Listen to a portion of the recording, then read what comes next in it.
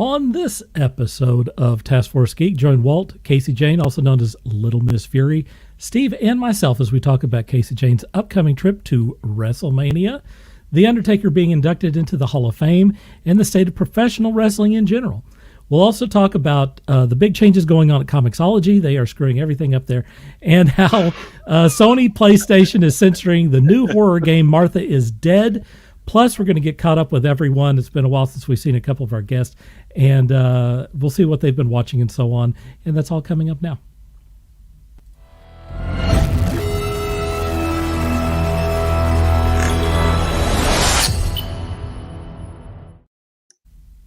Welcome to Task Force Geek.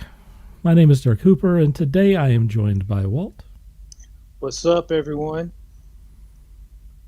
Get ready to be shanktified. Nice. We have Steve. Nice.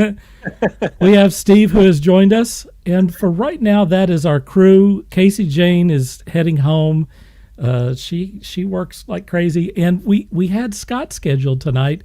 But he also has all kinds of crazy stuff. Like I said, I'm not going to tell you the crazy stuff, but you just have to trust me that he's got a lot of stuff going on.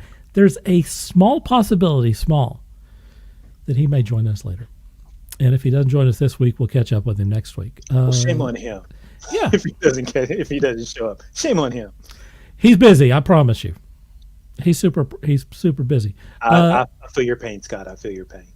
Working on future, Scott. That's right. That's absolutely right. Steve, how are you doing there, man? I'm well, my friend. How about y'all? Doing okay. We're getting started a little late, but that's okay because I knew that CaseyJane wasn't going to be here till a little bit later, so we're kind of killing time a little bit. And I think that what that means is that it's time to do a little housekeeping. Housekeeping. Housekeeping. Come back later, please. Housekeeping. Not now. Copyright.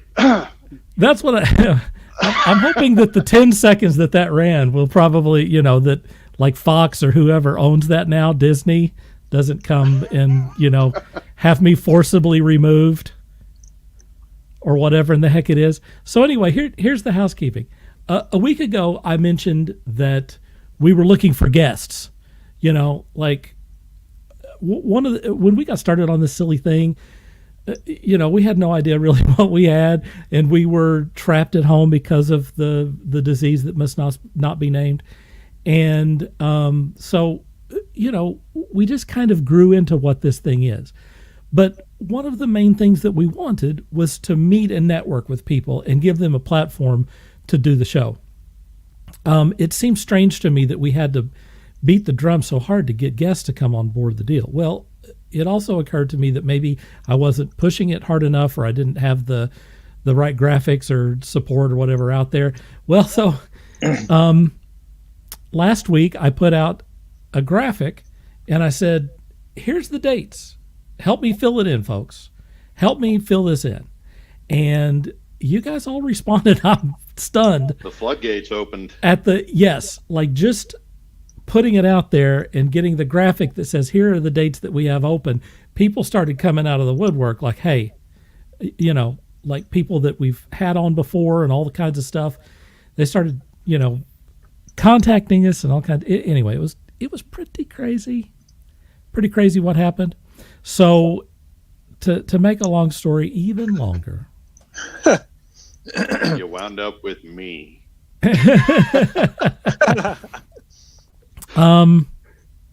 Here's the graphic now. We have every date filled in That's so cool. for the month of March. Starting tonight, we have LittleMissFury, and you can see the other people. So congratulations. And one of the things that is astounding to me is that to get this thing going, to really get it, moving along, I had to create a spreadsheet. There's a spreadsheet. I now officially, come on, folks, I have a spreadsheet that You're pro I have when you go into Excel. You're pro. Yeah. I had to create a spreadsheet because you put it out there and you're like, hey, I want everyone on the earth to come be on the show. And then people start contacting you, and then you have tentative dates, and you have people who are locked in, they're ready to go, you got their information, and then you have dates that are not filled. And I realized quickly that I had to get my act together, to keep track of what I had for everyone if I'm going to be booking these things ahead. So I got a spreadsheet. What can I say? Hey, That's what's coming. Awesome, man. I'm looking forward to March now. So here is the rundown. Tonight we have CaseyJane. We're counting her as a guest, although she's a regular contributor. So is Steve, by the way. Walt, I don't have him on the card for today. If you would give me his little head that you created for the graphic, I'll put it on the official deal. I will do that. Because Steve is, I know. That's the theme for tonight. It's creepiness. So anyway, we have CaseyJane tonight, and then I can announce officially that next week we have Finley Brown, who Beth met out at her romance author deal, and so she's going to be on next week. She's written a bunch of books, including some like spy novels and some fantasy stuff. It's all romance novels, but it's kind of, it's like, well, we'll have to ask her that, Steve. So that's going to be March 1st, and then March 8th we have Steve Rescon, who please follow that. You can get signed up on his Kickstarter right now. It's something called the Time Warp. From it's a super show deal, but it's like a major expansion that he's offering on Kickstarter. I talked to him today several times and asked him if I could put this up here, and so there it is. The Kickstarter is not live, but you can go to that Kickstarter right now and you can get on the list so that when it goes live, I believe he said it was going on Saturday. You can be a part of that, or you can bid on it or whatever, and we like that. So in any case, that's going to be March 8th. So that's the first two people that we have on our list. And then again, I'm going to real quickly, I'll show you who's coming up. We've got some very interesting people here, folks. We've got Greg, who does the Obsolete comic. We've got Broadcast Pictures, which does a Bigfoot comedy film. And then we have the Cthulhu. Steve. And then he's the director of that. We got the director on, which is awesome. And then we have the Cthulhu Invades Wonderland crew. That will be a crazy night. We will have probably 5 guests that night, plus whoever we fill in with our crew. So that's going to be an insane evening. And if you've ever seen the people who are associated with this, they're kind of crazy. So you definitely want to tune in. That's around the end of March. So anyway, total success. Congratulations to everyone who sent in the stuff. And let's start working on April. Still not too early to be talking about April. If you want to get on the show, we will promote you like we just did. The next 2 guests already have promotion. And you can contact me for that. Geek. Yeah. There it is. Contact us at taskforcegeek@gmail.com. Contact me. I'm the guy who's going to answer. And let's start talking about April. We got to fill up April's Tuesdays. All right. That's it, folks. It's, I don't know how long we got to wait for CaseyJane. Let's go ahead and do our first segment.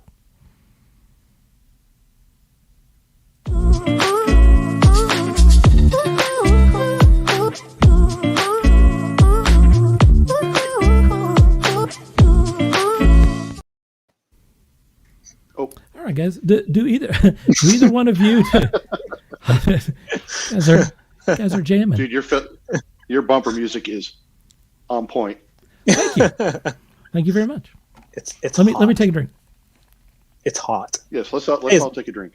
Is that a Brahms cup? Hey, who are we? Who are we? It is. Who are we unofficially plugging tonight? Well, tonight, I'm unofficially plugging Chicken Express. Chicken Express? Tea. Chicken Express sweet tea. Some of the best sweet Brahms. tea. Brahms. Hey, unsweet tea. This is called Drip and Roll. It's the local ice cream and boba tea joint in my area. Oh, boba tea! Oh my God! I wish there was a boba tea place close to me. I think you may win that. You just won the drink contest. I think you won that. Brown sugar milk tea here. My God, are we gonna need to call places, a hospital or something after this broadcast? Or yeah, and all the places we just plugged send us free stuff. Thank you. yeah, Exactly right. I'll take some free stuff from Exactly Brahms. right. I'd like some ice cream and some cookies. So definitely some of the ice cream from Brahms. I was always intrigued by boba tea when you actually chew your drink. I think that's fascinating. Yeah. It's different. It's different. It is, I truly. did that first time in Norman. So let me ask you guys a question before we get into this to see how deep our knowledge level is here. Do either of you read digital comics at all? None. Zero from Walt. Steve, you've done a little. Yeah, just trying to catch up on a lot of titles that I generally don't really want to go spend the full price for. I'm a cheap bastard. Right. I mean, that's a point that I'm going to make. In any case, if you keep up with comics, let's say American comics, DC, Marvel, and all the independents and sort of stuff. One of the bright spots over the last couple of years, 2-3 years, while DC and Marvel have been laying people off and there's been distribution issues and a lot of drop-off of interest in everything, one of the bright spots that was out there is the explosion and expansion of digital comics. And Comixology is a major, it's not a major part of it. Monopoly doesn't even begin to describe. Apparently they hold about 80% of the market. That's a super monopoly right there, which is insane. Yeah. So I use Comixology. I like reading digital comics. I like collecting physical comics too. But one of the benefits of Comixology or getting digital comics is if you're on issue 4 of a series and the first issue is going for $80, it's still going for $4.99 on Comixology. Right. It's very easy to go back and pick up old issues or stuff that's more obscure or stuff that's older, like much older. Like I got, like around Christmas, for example, I got a Marvel Masterworks of the old Deathlock series from the 70s or 80s. Wow. And I got it for like $2. I got it for $2. It was insane. It was like, it's a huge collection of these old post-apocalyptic Deathlock comics for nothing. Dude, So that's kind the of sort amazing. of, yeah. That's awesome. Look, if you're into comics, it's just easy to get stuff. I got a thing called Smart Girl, which was like $20 or $30 on Amazon, and it was, for some reason, it was offered for free on Comixology. Huh. So, Yeah.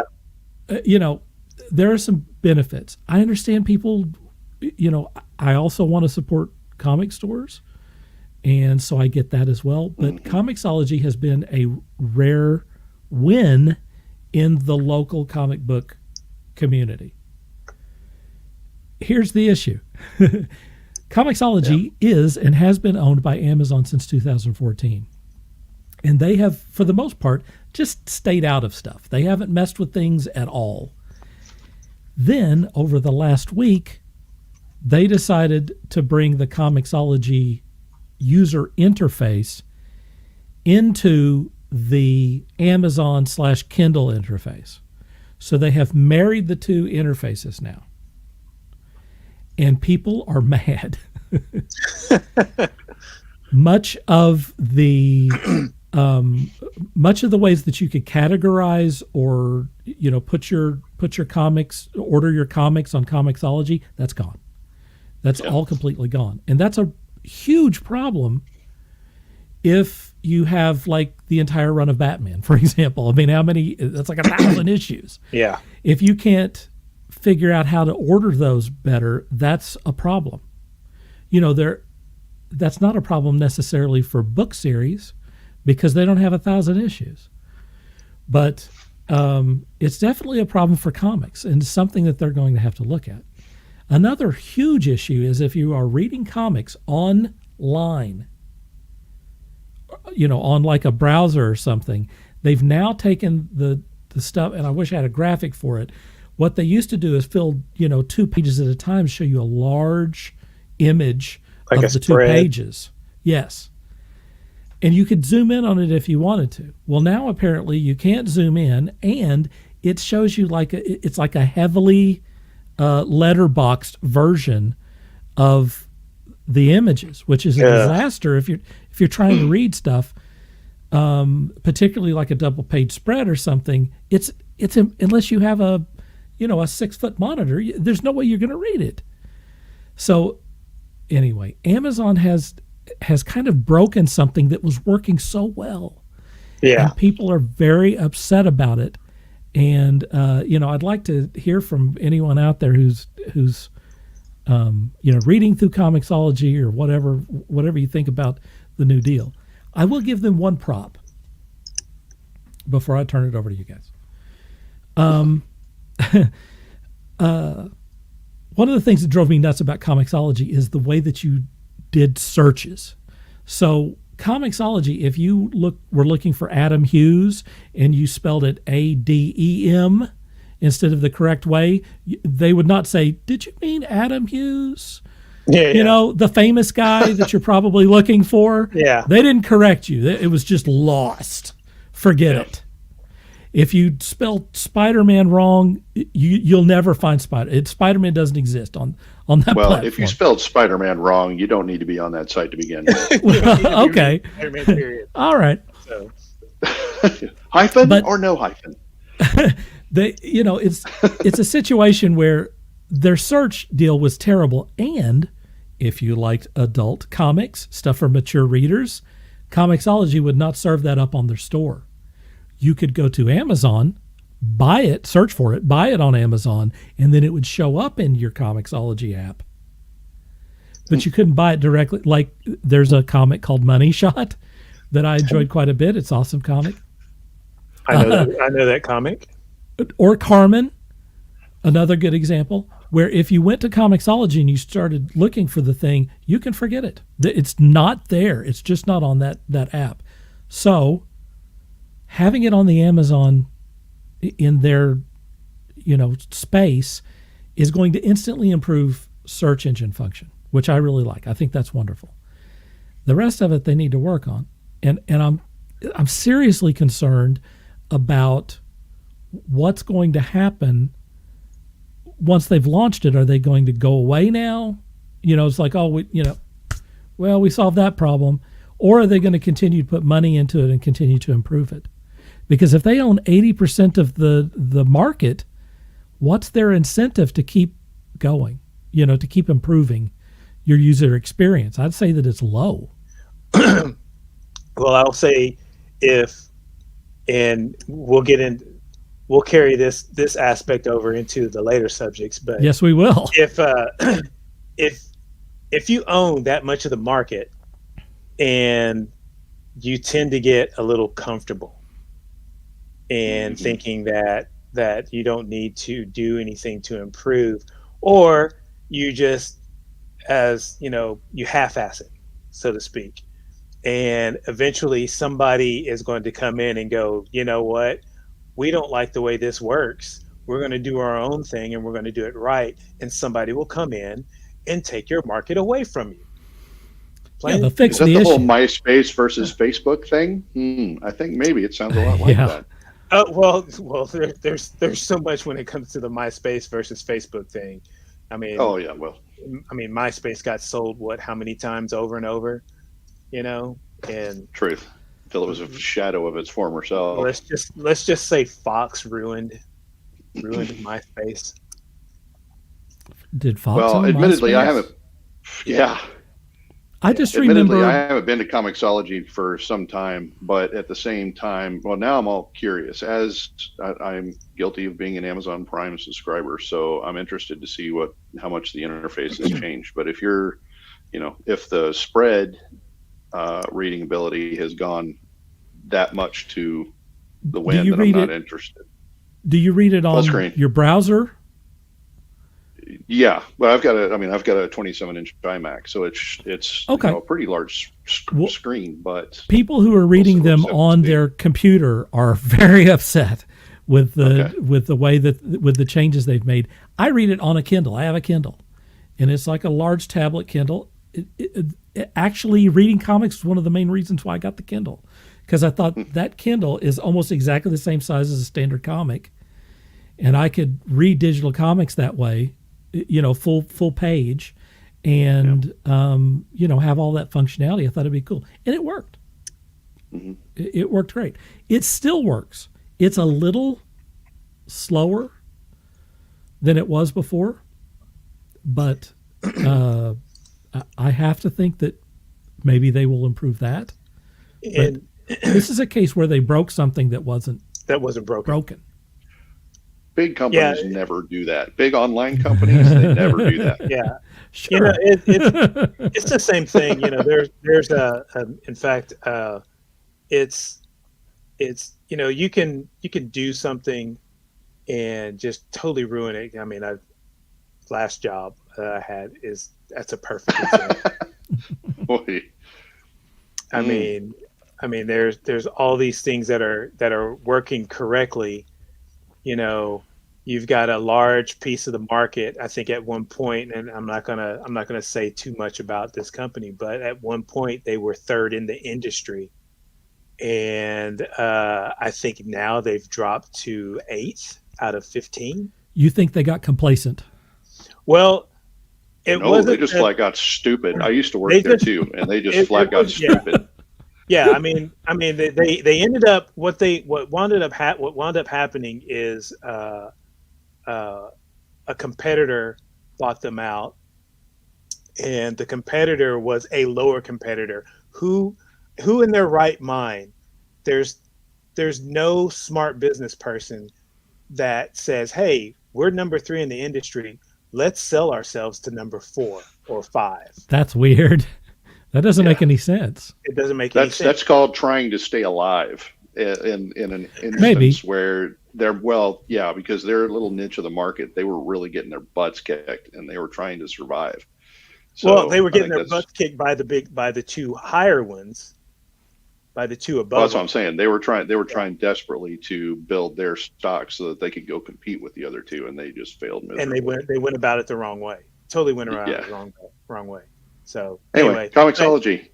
Yeah, but and in that, when the point I'm trying to make is that there were things that were working great. There were things that were working great, and then they're like, well, let's do this. And in Amazon's case, it looks like from what they're doing is they're trying to force people into buying Kindles. I'll buy that. I mean, yes, not literally, but yeah. Yes. Yeah. And like I guarantee you that a lot of people lost their job over at Comixology. I don't know that for a fact, but when you consolidate it into the main system, a lot of the duplicate jobs are gone. I mean, there's no reason to have them. Right. Because what I'm afraid of is that they don't have consultants or they don't have people who are concerned with the user interface, and comics are special. Right. Comics are not like reading a regular book. Comics are in panels, and they're collected in series, and there's just a lot of it's a predominantly graphic medium. Yeah. And where books are not and typically image and heavy. And the reason why I'm going in that direction is that about them probably trying to force people to buy a Kindle to read their comics. Same company work for. Hey, Casey. Who is that? Hello. Hi. I'm sorry. I had internet problems. That's all right. That's cool. That's all right. We know how it is. Oh, it was not fun, but we're good. Good. No, great. Great. CaseyJane, do you know anything about Comixology? Excuse me? Is that a word? Okay. That would be a no. I speak 2 languages. I don't think that's in either of them. Please. All right. Please go on. I'll learn. Fair enough. All right. I learned a lot of things on this show. Good. So old company I used to work for, and this is a good example of trying to force people to go to Kindle. We keep coming back to that. Yeah, they've decided not to do printed catalogs anymore and forcing all of their customers to do everything over their website, which doesn't work very well. Mhm. So, Right. so there in itself is they're pissing off a lot of their customers who depend on their printed catalogs. So I will say one thing about Amazon is that, particularly where Prime is concerned and their Kindle content, is that they do have a tendency to modify their interface for the better by user Absolutely. recommendation. So I'm hoping Absolutely. that as this grows, that they'll do the exact same thing. They continue to innovate on book reading and the way that they serve you stuff, and they're the best in the business about, hey, do you like this thing? Well, here's 10 other things that are like it. Right. They're better than Netflix. They're better than, Walmart, whatever else is out there. Their suggestion engine is accurate. So like Jeffrey Bezos money. Yes, Oh, yeah. that's right. Yeah. There's a lot. I mean, what right. he's not using for penis rockets, he does well for online stores. like I said, it's a love-hate relationship with us and Bezos. Love-hate. I think that the differentiator on Amazon is that search engine. They are so good at making sure that you get what you want. They give you the selection. They predict stuff. Like I will bring up the Amazon app and I go, "Hey, do you want this?" And I'm like, "Damn, I do want that." They can read my damn mind. Right. Or I'll click up my Amazon, app on my phone, and it'll say, "Hey, we got some more of these 25th anniversary GI Joe action figures here." They just know I'm you. like, somebody somewhere out there's got them. You want to go take a look? I'm like, yeah, I do. Put the phone down. I heard during the Backstreet Boys reunion tour that I love that you still use that. that was from CaseyJane. That's my favorite thing that you still use that. I still use it too. During that time, I think 8 or 9 people out of 10, they were on Amazon Prime. 8 out of 10. Like, are you telling me that? I mean, 8 out of 9 people are not on cable television now. I mean, what can you name where someone owns the market like that? 8 out of 10 people who shop on Amazon are on Amazon Prime. That's crazy. Also, how old is Amazon? Is Amazon like fairly old? 20 years. Oh my gosh. Yeah, at least 20 years. Maybe a little over. Well, what is it? When the whole online purchasing thing, they ran Toys R Us online store. They ran a lot of people out of business. Yeah, it's been. You can lump KB into that. I mean, they killed a lot of mom and pop stores. We're talking late 90s. You can lump your downtown mom and pop stores into that. Mm-hmm. Your downtown, anywhere that you're at, put a lot of them out of business. Yeah. Change the industry, good and bad. Good and bad. All right, I think we've flogged Comixology long enough. We're going on to our feature presentation. Here it comes. I have high hopes for them, though. I really do hope that they make it work. Absolutely, I do too. I am a fan of Amazon in general, and I hope that they don't just roll comics into their deal and forget about it. If they do continue to innovate there, it'll be better than ever before. If it doesn't, then I'm hoping and praying that someone rises up to challenge them and make them better and give us more options. Stick it to the man. Yeah. Always. Yeah, there you go. All right, our feature presentation.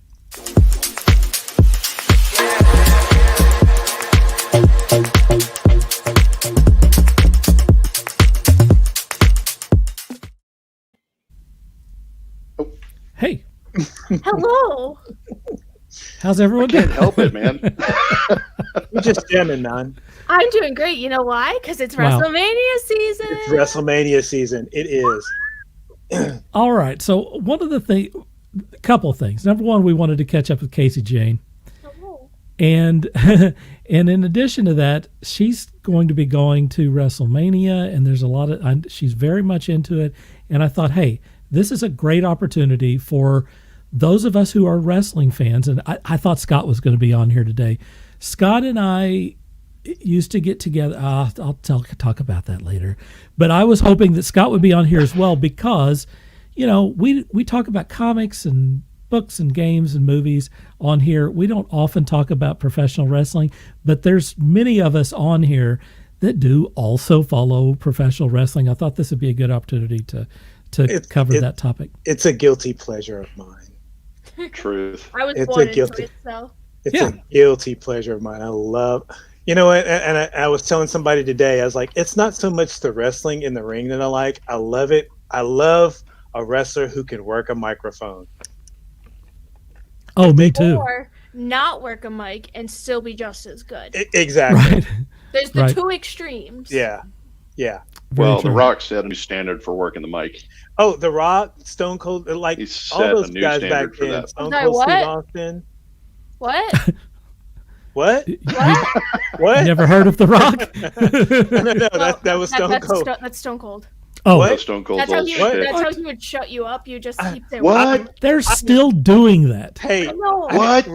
that whole thing. I'm livid What? that Dirk didn't understand that joke. Dirk, we have to have a conversation. What? after this. Sorry, man. Long. I'm livid Sorry, man. that Dirk didn't understand that joke. What? I'm upset that Dirk didn't understand that joke. What? Listen, I have I Austin can't What? believe right here. Dirk I have didn't get that joke. What? Before we get involved in It's fine. No one judge me. what's going on here, CaseyJane? I have Austin's signature right here, and you're Nice. gonna not know. Whoa. You're not gonna know. Is that So with what chance? Mankind? Yes. Hang on.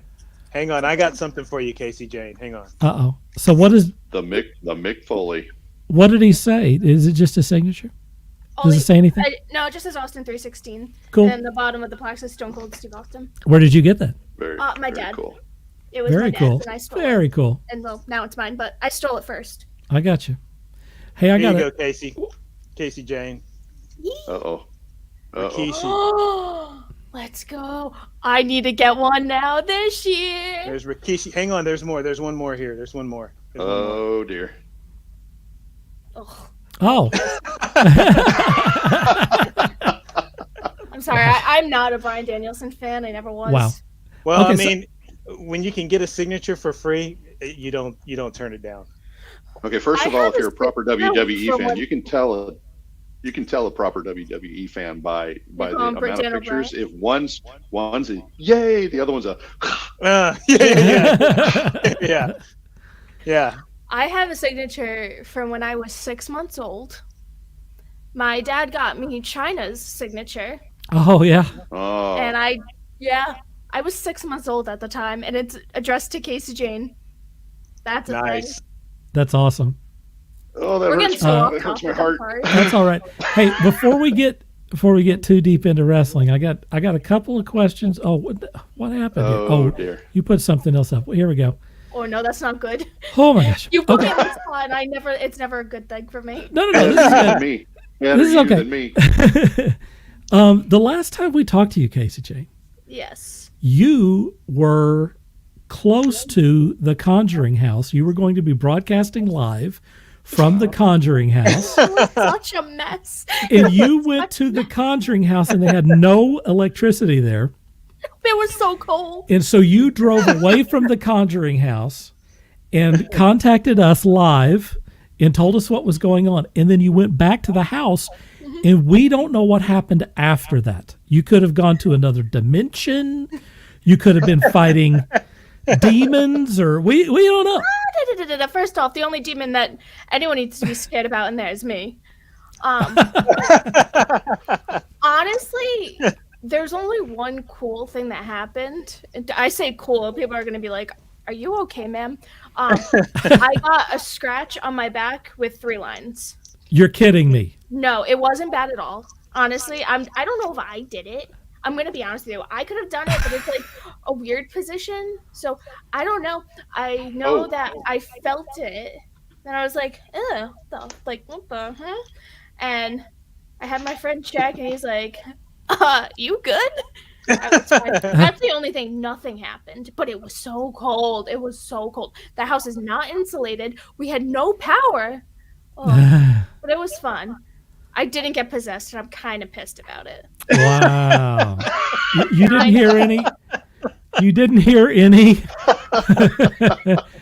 You didn't hear any bumps in the night or No, anything like that? no.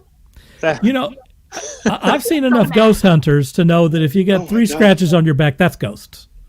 I feel like there's a T-shirt in there though, just big black letters that says, "I'm pissed that I didn't get possessed," and I went to the Conjuring house and I didn't get possessed.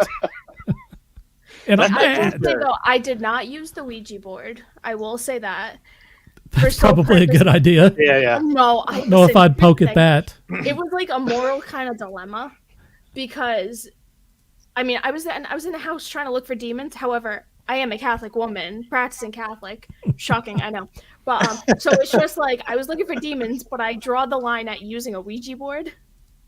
So it's just like I should have. You're not gonna find one without one these days. So it was fun. It was just so cold. I don't know. All you got to do is watch CNN. You see them daily. Anyway. Wow. Wow. All right. It's not wrong. So, CaseyJane, you're going to Wrestlemania. I am. When is that? And when are you heading out there? It is April 2nd and 3rd. So it's a Saturday and Sunday. It's a 2-night event. It's and about then a month away. Little over a month. 5 weeks. 5 weeks, yes. I have to count down on my phone. But and then I will be at the Friday Night SmackDown before then. So the Friday right before on April 1st. Because it is SmackDown and also the Hall of Fame ceremony. Right after. Isn't it right after? Yeah, I think it's right after. I don't know if it's going to be right before or after. right after. Hello, Maxine. No, it's right after. But I don't. Schedule. Is Mom. it? Okay. Yeah. So I'll be there on Saturday. You're going to be there 2 days, or I thought you were going 4 days. I am. So I'm getting in on the Wednesday. So I'll be there Wednesday, Thursday. No. You'll be there. No, I'm getting in the Thursday. I'm sorry. I'm getting in the Thursday. Thursday, Friday, Saturday, Sunday, leaving Monday morning. Wow. I'm not staying for Raw. So what happens like on Thursday night? Do they have parties or get-togethers or? Probably. So Thursday and Friday is going to be Access, and it's basically a 2-day wrestling convention. Because I went to Wrestlemania when it was down here the first time at Cowboy Stadium, and actually I probably had more fun there than at the actual event. Really? Because you, for the most part, unless you're a big name wrestler, which you know who all the big names that are going to be. Hey, there. Michelle. Now everyone's clocking in. You're going, unless you're a big name wrestler, you can stand in line and get autographs for free. So. That's and awesome. Then they had the elimination chamber set up in one spot. So you got to go stand in the middle of the ring is a wrestler, and the wrestlers take turns. There's a wrestler there to take your autograph, take a picture with them, and everything. And then they had the Hell in a Cell set up, and all that. So when we were there, they had I think it was. When NXT used to air on Thursdays, they had a live taping or a live show of That's NXT cool. there. They had, Stone Cold Steve Austin had his podcast live there, so he had a live audience for his podcast, and Mick Foley was his guest that day. Cool. Is that when you got all those photos with the superstars, or was that when you went to Raw? No, that's when I went. You mean when I got the photo with Ric Flair and Miz? Yeah. That was when I went to the Night of Champions. Oh, that's right. So, CaseyJane, have you ever been to WrestleMania before? No, I've never been to WrestleMania. Never done it. Oh, No. you're gonna love it. And I've been going to. Why this one? I mean, this is in Dallas. Yeah. So why did you choose to go to this one? So I decided this one.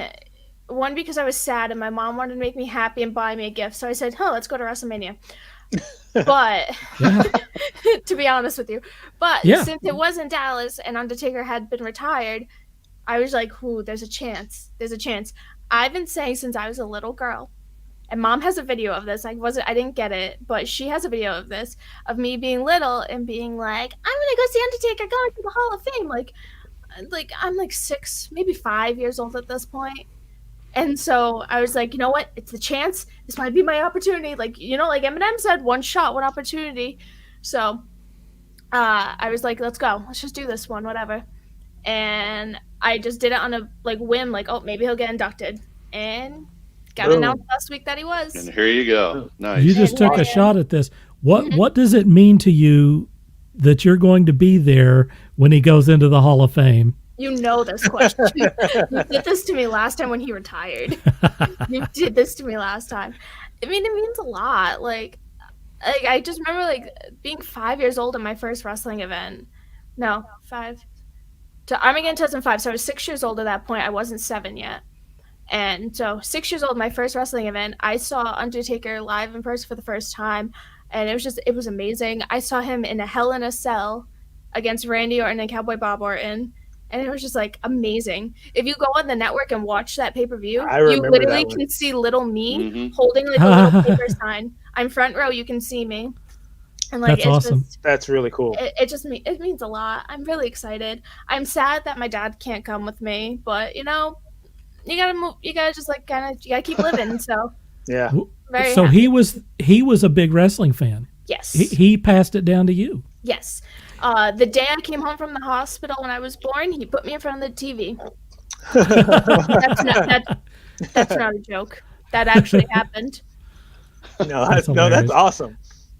No, the Dudley boys were my babysitter. I'm really happy that you're doing.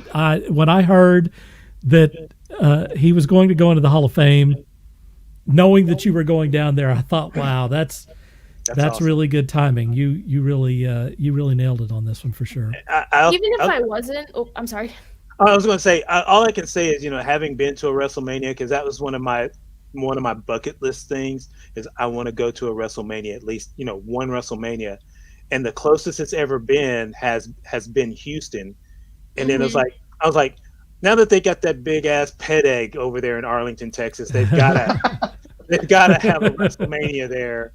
And sure enough, they get a WrestleMania there, and we went. Me and another friend went. We wound up being the largest attendance for a WrestleMania ever. Still, so I mean, it's just being around all the people from around the world was fun in itself. So you'll enjoy it. Yeah. Even if I wasn't going to WrestleMania, if they announced him Hall of Fame, I'd go down for Hall of Fame. I'd go down for show up for that. Mm-hmm. Yeah, absolutely. Well, you got the whole thing. I'll be there on Saturday, so I'll see you there. Hey.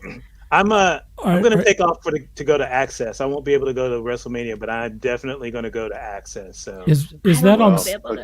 Is WrestleMania actually on Sunday? Saturday and Sunday. Saturday. It's 2 nights. Yes. 2 nights now. It's a 2-night event. Oh wow!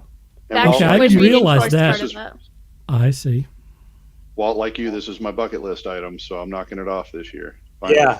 Yeah, it's going to be fun, dude. You can go. It's going to be so fun. I mean, it's down the street from you guys. Yeah. Must be nice. Yeah, no kidding. That's you got to go. Gotta fly down from Massachusetts. What are ticket prices like? Do you want these? I sent it to Scott. Yeah, I mean, if you want to say whatever. Hold on, let me get this up. All right. Scott asked me about this the other day because he asked me how much the fees were. And I'm like, ooh, everything the fees were ugly. Oh my god, the fees were $65 a ticket.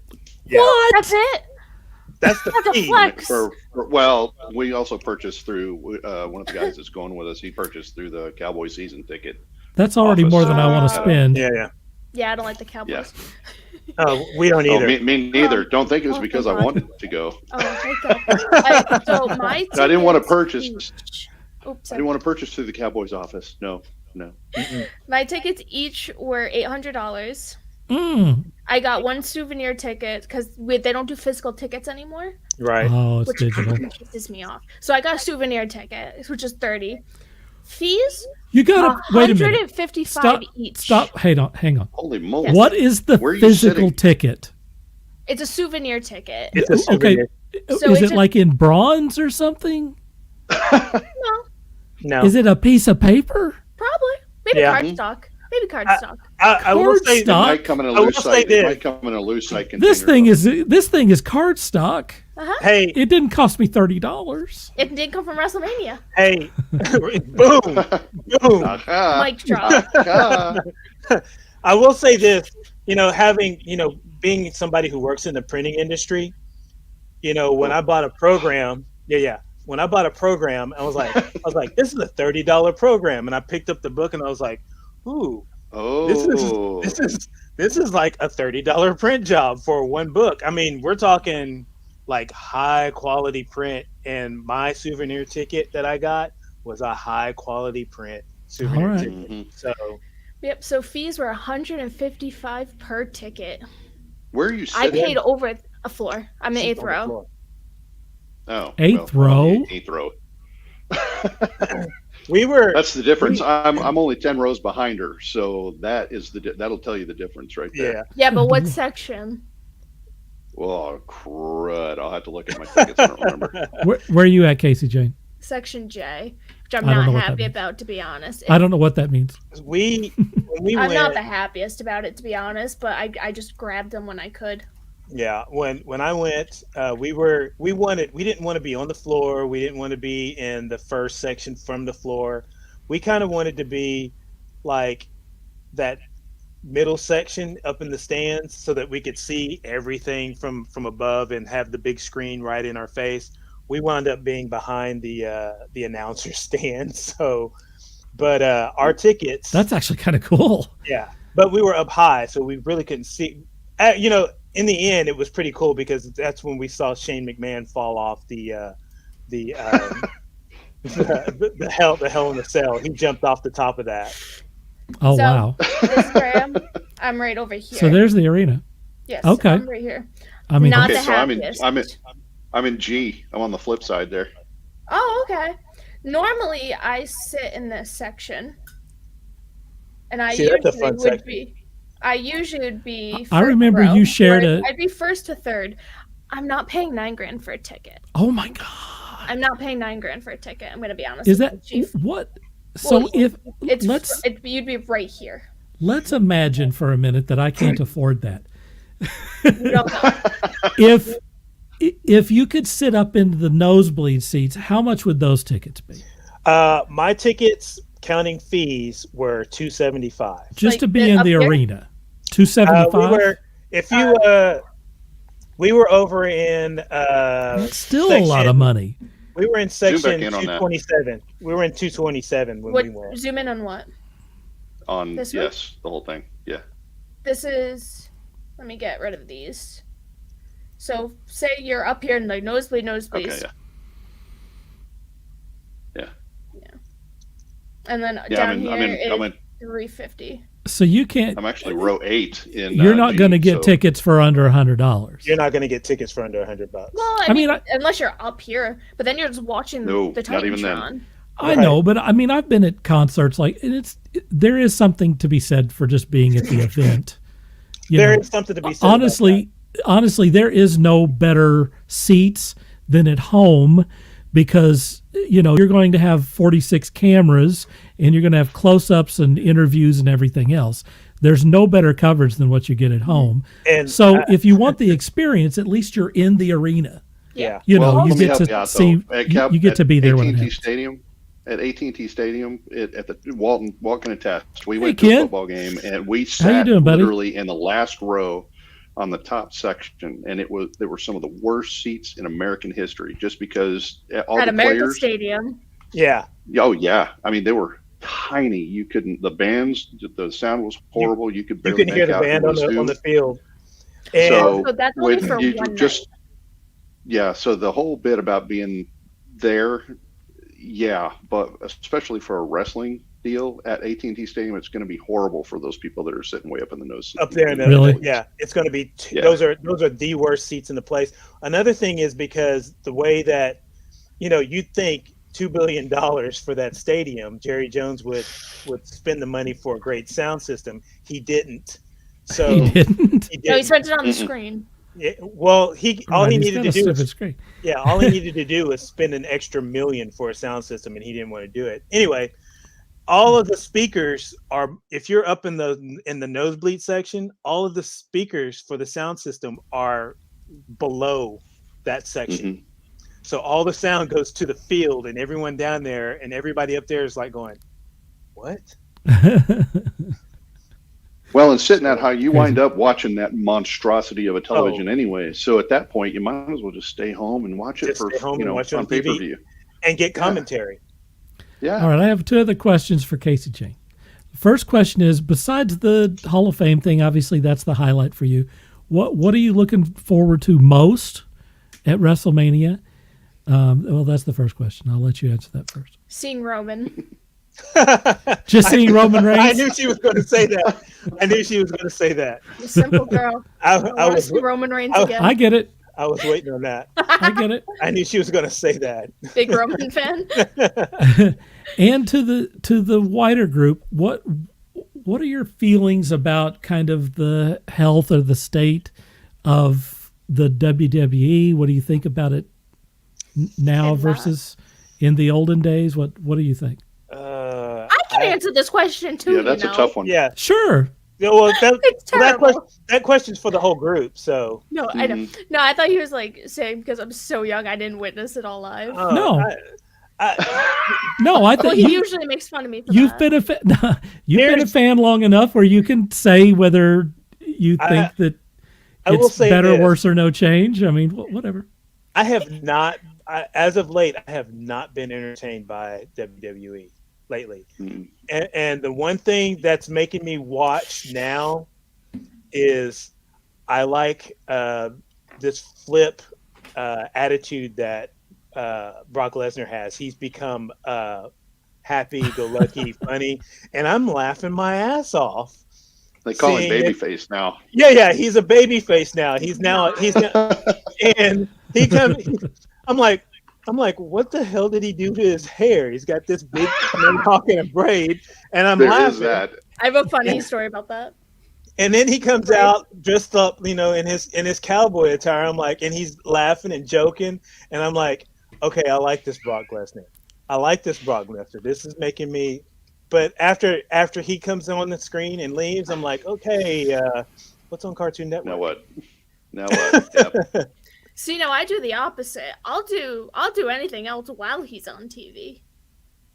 I can't stand him. You can't. However, do the Brock Lesnar. braid. What do you Oh, yeah. What do you think about the WWE in general? Honestly, I will die on this hill when I say this. PG era ruined it. Yeah. I will die on that hill. What's the PG era? So in 2013, no, it was earlier than that, I think. It was a little bit earlier.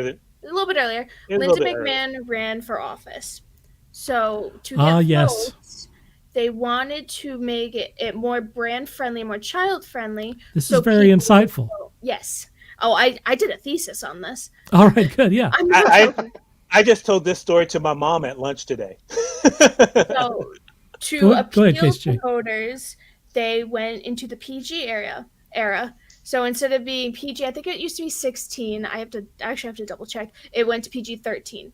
That entails is no more swearing. Even though you're late night TV, you can't swear. You can only swear maybe once, and even then they didn't really do that.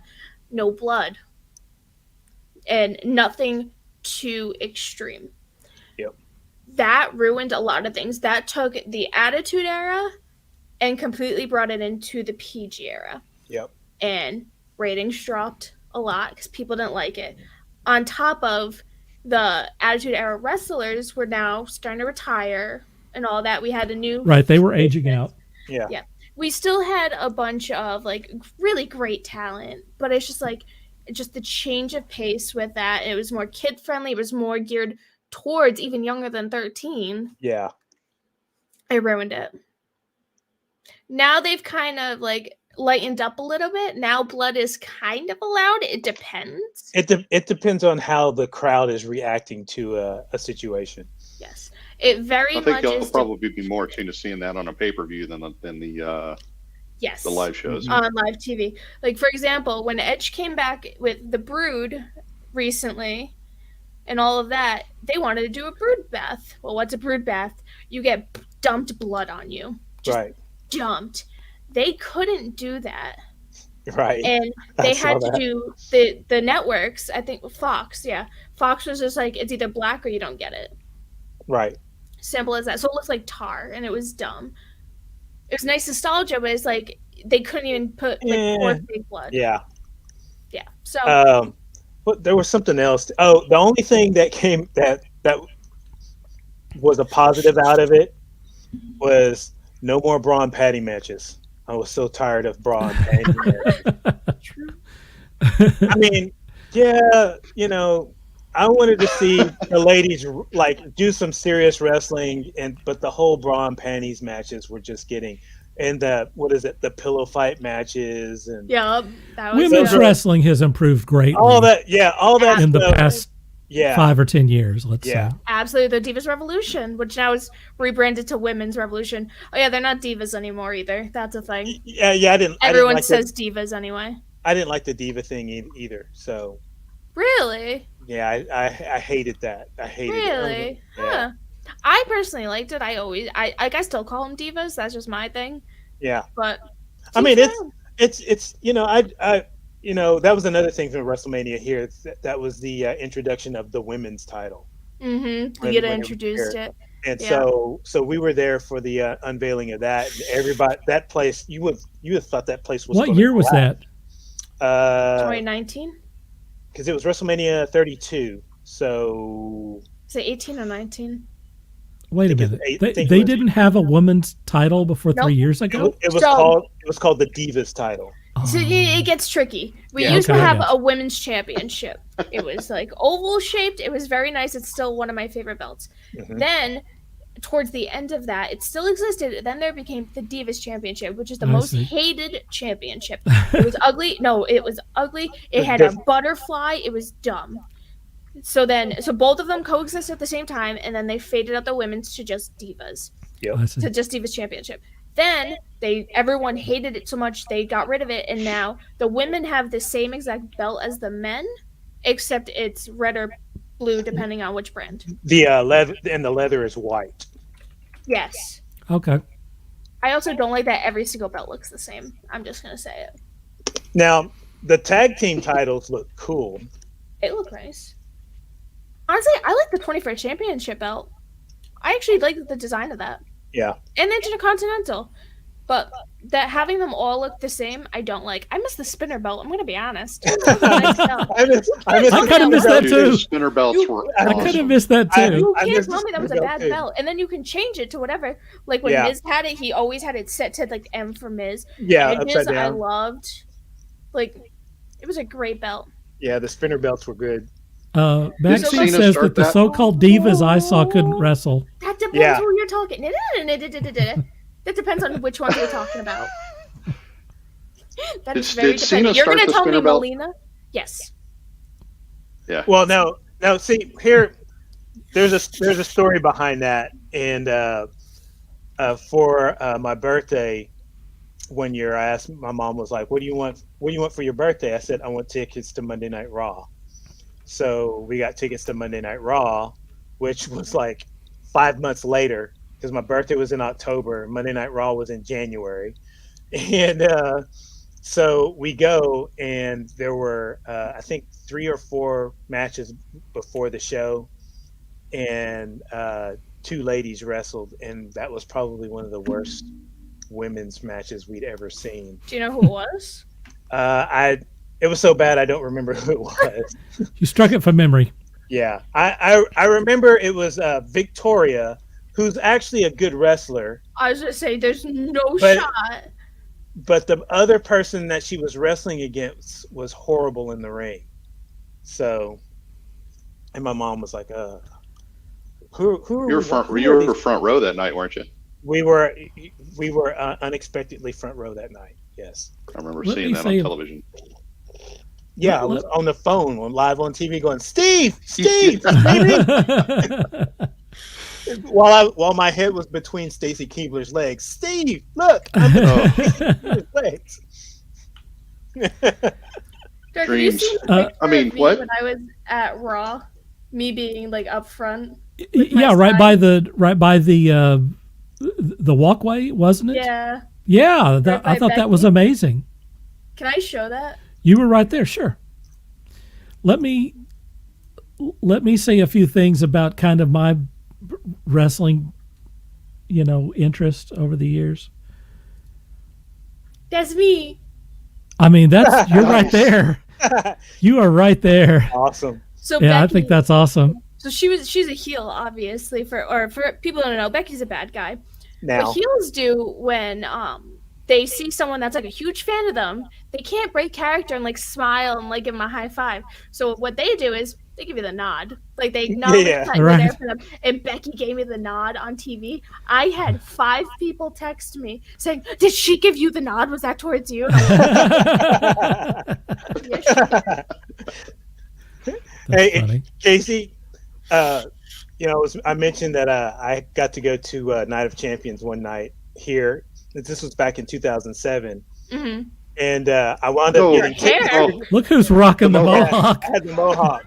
So I go and meet the Miz. The Miz was a tag team champion with Morrison at the time, Oh, my love. and I walked up to him, and this is backstage. This is before the show, and I walked up to him and I said, "Hey, Miz." He goes, "Yeah." I said, "My mom loves to hate you." I said, "You do your job well," and he gives me that look like, and he goes, all right. and he goes, "Want a selfie?" And then that's how I got that photo right there. That's great. And then John Cena, everybody knows John Cena. John Cena is he's just an all around cool guy. I mean, Oh, I What- have the best picture of John Cena. I have a Polaroid of John Cena.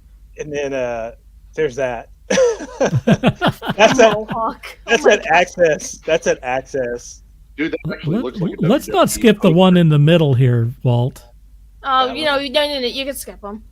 Woo! No, you can skip it. Oh, where's the? He actually brought me a beer. He brought you a beer? Nice. Yeah, 'cause we That's were, surprising. yeah, it was dinner. It was dinner before the show, and I'm like at the buffet getting my food, and it's right by the door, and he walks in, and I was like, "Oh my God, Ric Flair!" And he's like, "How you doing, young man?" I'm like, "I'm doing great." And he goes, "What are you drinking?" I said, "What are you drinking?" He goes, "You old enough to have a beer?" I said, "Bring me one." He goes, "All right, where are you Am I sitting?" old enough? I pointed to the table, and he goes, "I'll bring you one." He came over and he sat at the table, and for 25 minutes Wow. we sat, chit-chatted, and had a beer. He bought a beer for someone who's not a woman. That's high. He even opened it for me. I mean, it was great. That is quite a story. And then I think I probably would about have had a problem just trying to get my jaw up off the table. and then a few years later, I'm front row at Monday Night Raw, and Randy Orton, knocks him over the wall into my lap. Oh, there's mom. There's mom. There, Yeah, she there you says go, Mom. she's just a little behind you there on that. So, Dirk, what does wrestling mean to you? Oh, okay. Well, look, I grew up and watched back during the Hulk Hogan days. Okay, went to see him and the Macho Man and that whole crowd live when they came to Oklahoma City, and saw them several times beyond that. Back during the Attitude Era, when I was living with Scott, we would plan our Monday nights around the insane amount of WWF and WCW wrestling on Friday nights, and I'm sorry, Monday nights. And if you timed it just right, you could watch 1 hour of one of their broadcasts, Right. then another 2 hours of the other broadcast, and then watch the last 2 hours of, I guess, the WWF broadcast, Yeah. because they WCW. reran it. And so we would watch regularly 5 hours on Monday, and by the end of it, I mean, there was so much going on because they started doing stuff on Thursday nights and a bunch of, anyway, we watched a lot of wrestling, and we watched every bit of it. We got every pay-per-view, and we did some backyard wrestling. So Nowadays, you it's called WCW? jackass. Hey, I used Did a to little backyard wrestling during the day. I used to I had my stereo connected to the TV set, and every time like The Rock, Chris Jericho, Stone Cold, even Kurt Angle, every time they got on the mic, I would pop a cassette, and I would just record their shoots from the ring, and then I would go, and then on the way to work the next day, I would just play it over and over in the car, pop in the cassette in the car, and I would just be listening to The Rock. If you smell what That the was me Rock. with the Road Dog. That was Oh me with yeah, the the Road Dog. Anytime, Yeah, the Road Dog. anytime Yes. the Road Dog came out and started his shtick, it was everybody in the room, shut up. This dude is brilliant. Yeah. Oh, you didn't know? Your ass Well, better ladies and gentlemen, boys and girls, World Wrestling Entertainment. Oh yeah, man. Ladies and gentlemen, boys and girls, children of all ages. Yeah. Oh, that stuff was just the greatest, man. It was the greatest.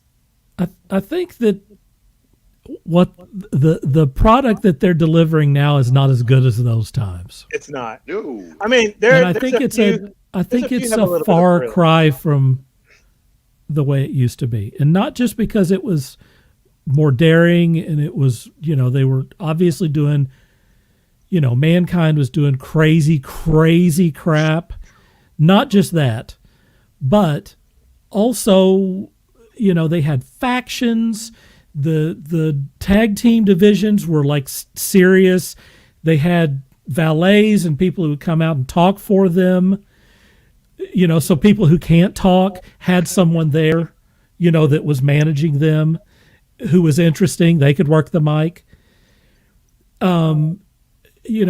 That's back when Vince was actually, legitimately of benefit to the company, because everyone hated his ass so much that he could come out and create so much heat.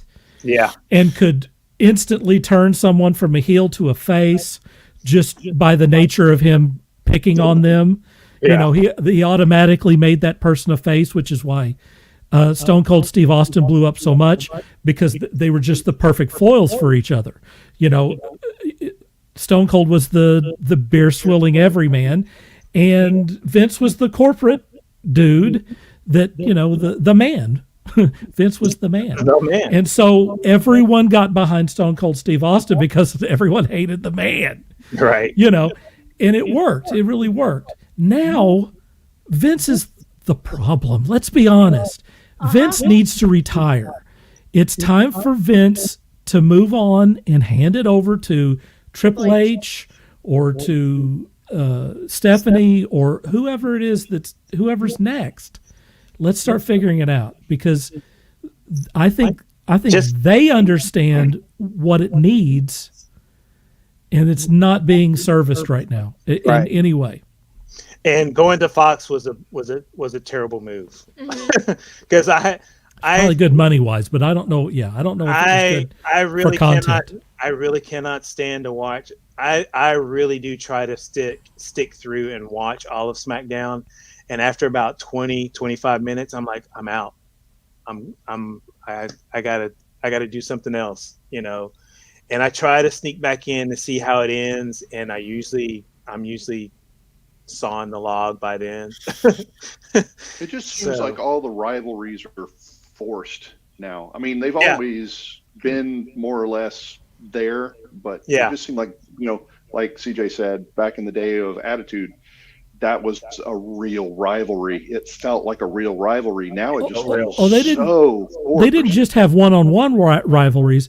They had these factions where you could take mid-card wrestlers and put them against other mid-card wrestlers, and because they had factions, it became more exciting. You had no idea what was going to happen. It elevated everything. Right. They have no factions now. They have no storylines. And the storylines happen 2 weeks before the pay-per-view, and they resolve at the pay-per-view. They storylines used to go on for years. Yeah. where they would butt heads with each other time and time and time again, and it evolved, and they had people come and go, and they had people stabbing each other in the back and stuff. They're not doing that now. Yeah. They tell stories for 2 or 3 weeks. They have the pay-per-view, and then it's flushed. They're done. And There's no sometimes story. they don't even get resolved. They just Right. end. Like, Right. It's gone. Okay. Right. That's a disaster. You want to know what the most interesting storyline has been recently?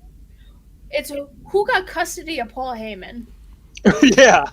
Yeah. Literally, it's who won the custody battle Yeah. of Paul Heyman. Yeah. And don't get me wrong, I love it. I love that Roman got him. But like that's like the most interesting thing. Yeah. And that's to Paul Heyman's well, like, credit speaking- because he is great. Speaking Paul of characters, Paul that Heyman need is to go brilliant. away, Yeah. He is brilliant, like on camera and off camera. Yes. He is brilliant.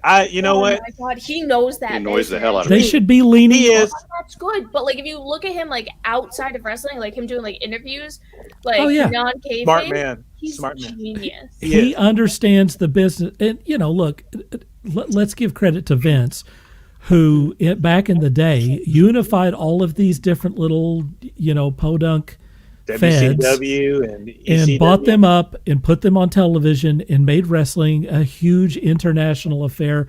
Congratulations. He did that. That's Vince.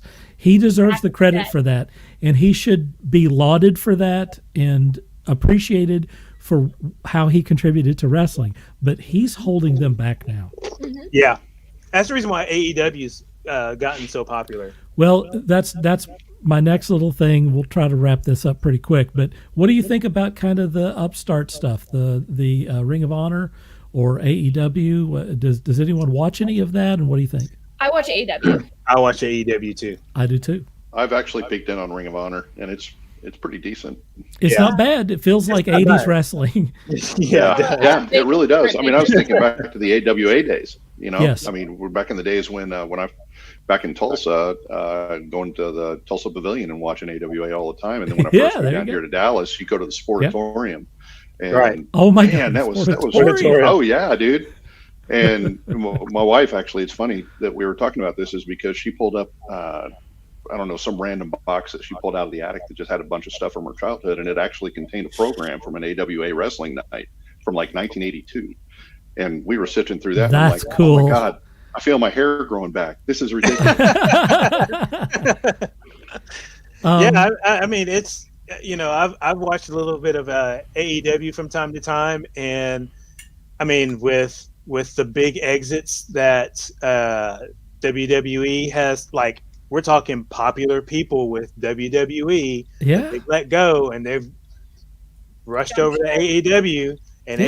AEW, and it's like, why did They you swoop let them up and, Yeah, they're giving them superstars. It's the Yeah. same thing that happened with WCW back in the 90s. yeah, Is anyone who left the WWF ended up in the WCW, like sometimes like the next night, yeah, Yeah. Or vice versa. sometimes with the belt, I was Yeah. in the trash.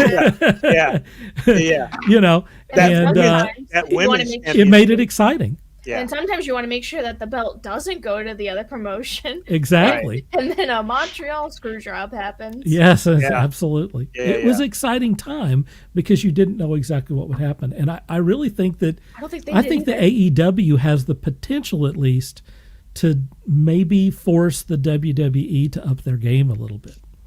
Oh, it's definitely doing that. I will say one of the biggest flaws of the AEW, though, their roster is way too big.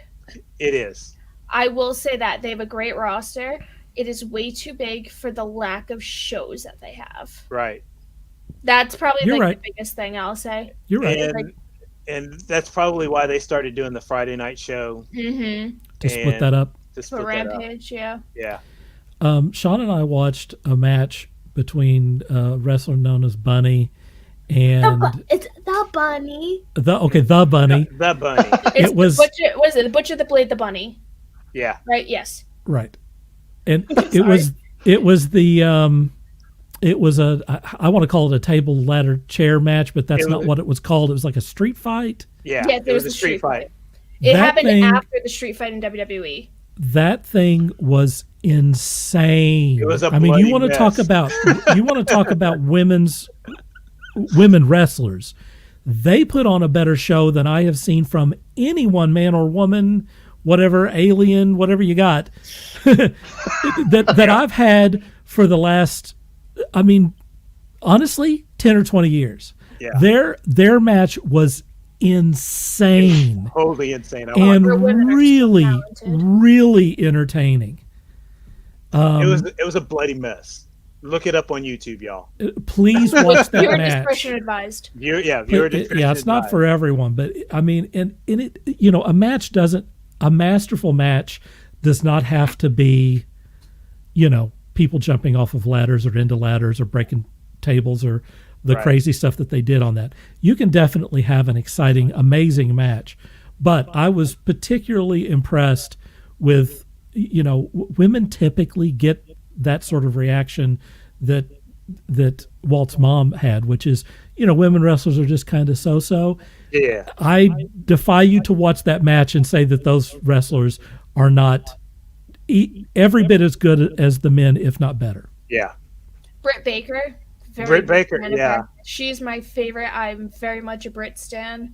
Another amazing wrestler. Yeah, Britt Yeah. Baker. Britt, she's Yeah. yeah. She's been starting to, like, in the beginning I was kind of on the fence, but she's progressively won me over with her skills in the ring. And what's Thunder Rosa? That I'm rivalry. not the biggest fan of Thunder Rosa. I mean, what I mean is that rivalry between her and Thunder Rosa is really, as far as wrestling storytelling, they're keeping it going. You know, they're keeping that rivalry going, and it's keeping it interesting. They're doing stories over in AEW, Yeah, You know who which I is can't exactly what I stand, was though? talking about. Jade. I do not like Jade. I at don't all. like her either for some I reason. do not think she should have the belt. I think they should give it to another woman. Yeah. The way that she I don't want to say she's another Nia Jax. It's kind of like she's hurting people, and it's just like, something about her. she just needs to be Ring. polished. She Yeah. just needs to be polished. She just needs to Too polish. new. She needs to be. And she'll be amazing. Exactly. Yeah, I think it's too soon for her to have that belt too. That's me personally, but You guys have any final thoughts on this subject before we move on? I'm sorry I kept distracting. I like wrestling. I like wrestling. I like wrestling. Big That's wrestling fan here. I like No, wrestling. I think we covered it like I wanted to, which is just a little bit of Sports. everything. Hey, CaseyJane, are you going to get us some pictures or some footage Oh yeah. that we can share here? Oh yeah. Okay. And this time it's confirmed it won't be as boring as the Conjuring House. That's something. Your Wi-Fi connection should be pretty good there, I imagine. Yeah, It's if 18 Jerry World it's loses electricity, you've got big problems. It's AT&T Stadium. I mean, with Jerry's World, we're AT&T just in living the in it. name, with AT&T in the name, there better be some really good. I mean, I have You know. Verizon. Again, AT&T, you're pretty much guaranteed to not have service. Yeah, I was gonna say it's Jerry's World. We're just living in it. yeah. The pet. All right. Well, then to be continued. We want to get a little behind the scenes coverage there from you, CaseyJane, when you go. Okay. Take us there. All right. Here we All are. right, let's all go. Okay. We're heading off to the next thing.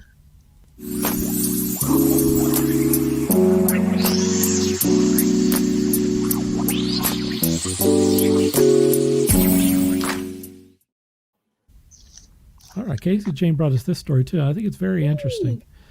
Upcoming indie thriller Martha is Dead has become the subject of controversy after it was revealed that Sony required the game to be altered in some way for its PlayStation 4 and 5 release. Martha is Dead is expected to be incredibly graphic, and certain sequences appear to have crossed the line for the content Sony allows on its platforms. The exact details of how the PlayStation version of the game has been altered remains unclear, but many on social media have been lambasting Sony for the censorship.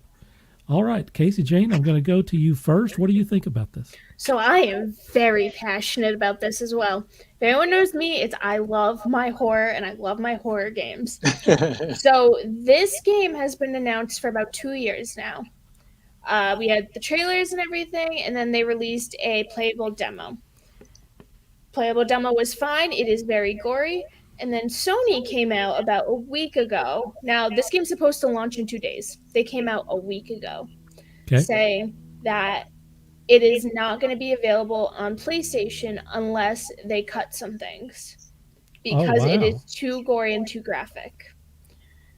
These are the people that made The Last of Us 2, which if you played it, it is a disgusting game. It's a great game, but there is like some gore. And they're coming in now saying, nope, you can't you have to censor this. And a lot of people are mad, rightfully so. If this game is very flat out, this is a mature game.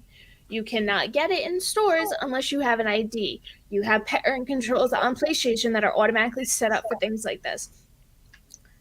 Adults want to play adult games, but they are scared that their parent control will fail and kids will be playing this and seeing this. The scene in question, they haven't actually announced it, but everyone pretty much knows what it is. There's a scene where you have viewer warning before I go into this. This is gory. I'm giving you a heads up. There's a dead body. It is the main character's twin sister. She cuts off her face and puts the skin on her face. And that's it. That's the goriest thing you see. The game is set in World War II. And there's just a bunch of just everything going on. They're in Italy. And a lot of people are mad because why are you censoring a game when games that you produce on the same exact platform are worse? Yeah, let's start with Mortal Kombat for that as well. That's another example people have been saying. I mean, Mortal Kombat, those fatality moves. I sat down and watched all the fatalities on YouTube one day, and I was like, "Yeah, I don't think I'm eating dinner tonight." Yeah. But I don't understand it. Adults know what they're getting into. They've been very open in saying what is in this game. The game is called Martha is Dead. It is a horror game. One of the promotional pictures is a girl with her lips sewn shut. You know it's going to be gory. Yeah. And they do the same exact thing, especially in The Last of Us 2. But it's an independent developer, and that's a problem, and people are mad. Rightfully so, and I agree with them. That's where I was going to go with this. Do you think that it's because they're small fries that they can pick on them and they can get virtue points by saying, hey, look at how we're looking out for the children or whatever? But if it was coming from EA or something, there's no way that they would, tell them that they're not going to take the thing, right? Absolutely. The only other big game this studio has done is called The Town of Light. It is a horror, it's not survival. These aren't survival games. They're horror narrative games. You go through the story, you do some puzzles, and The Town of Light features a girl going back to an old insane asylum that she used to be in, and it goes through the process. She's remembering things that happened to her there, and it ends with her getting a lobotomy. And it's graphic. You physically do it.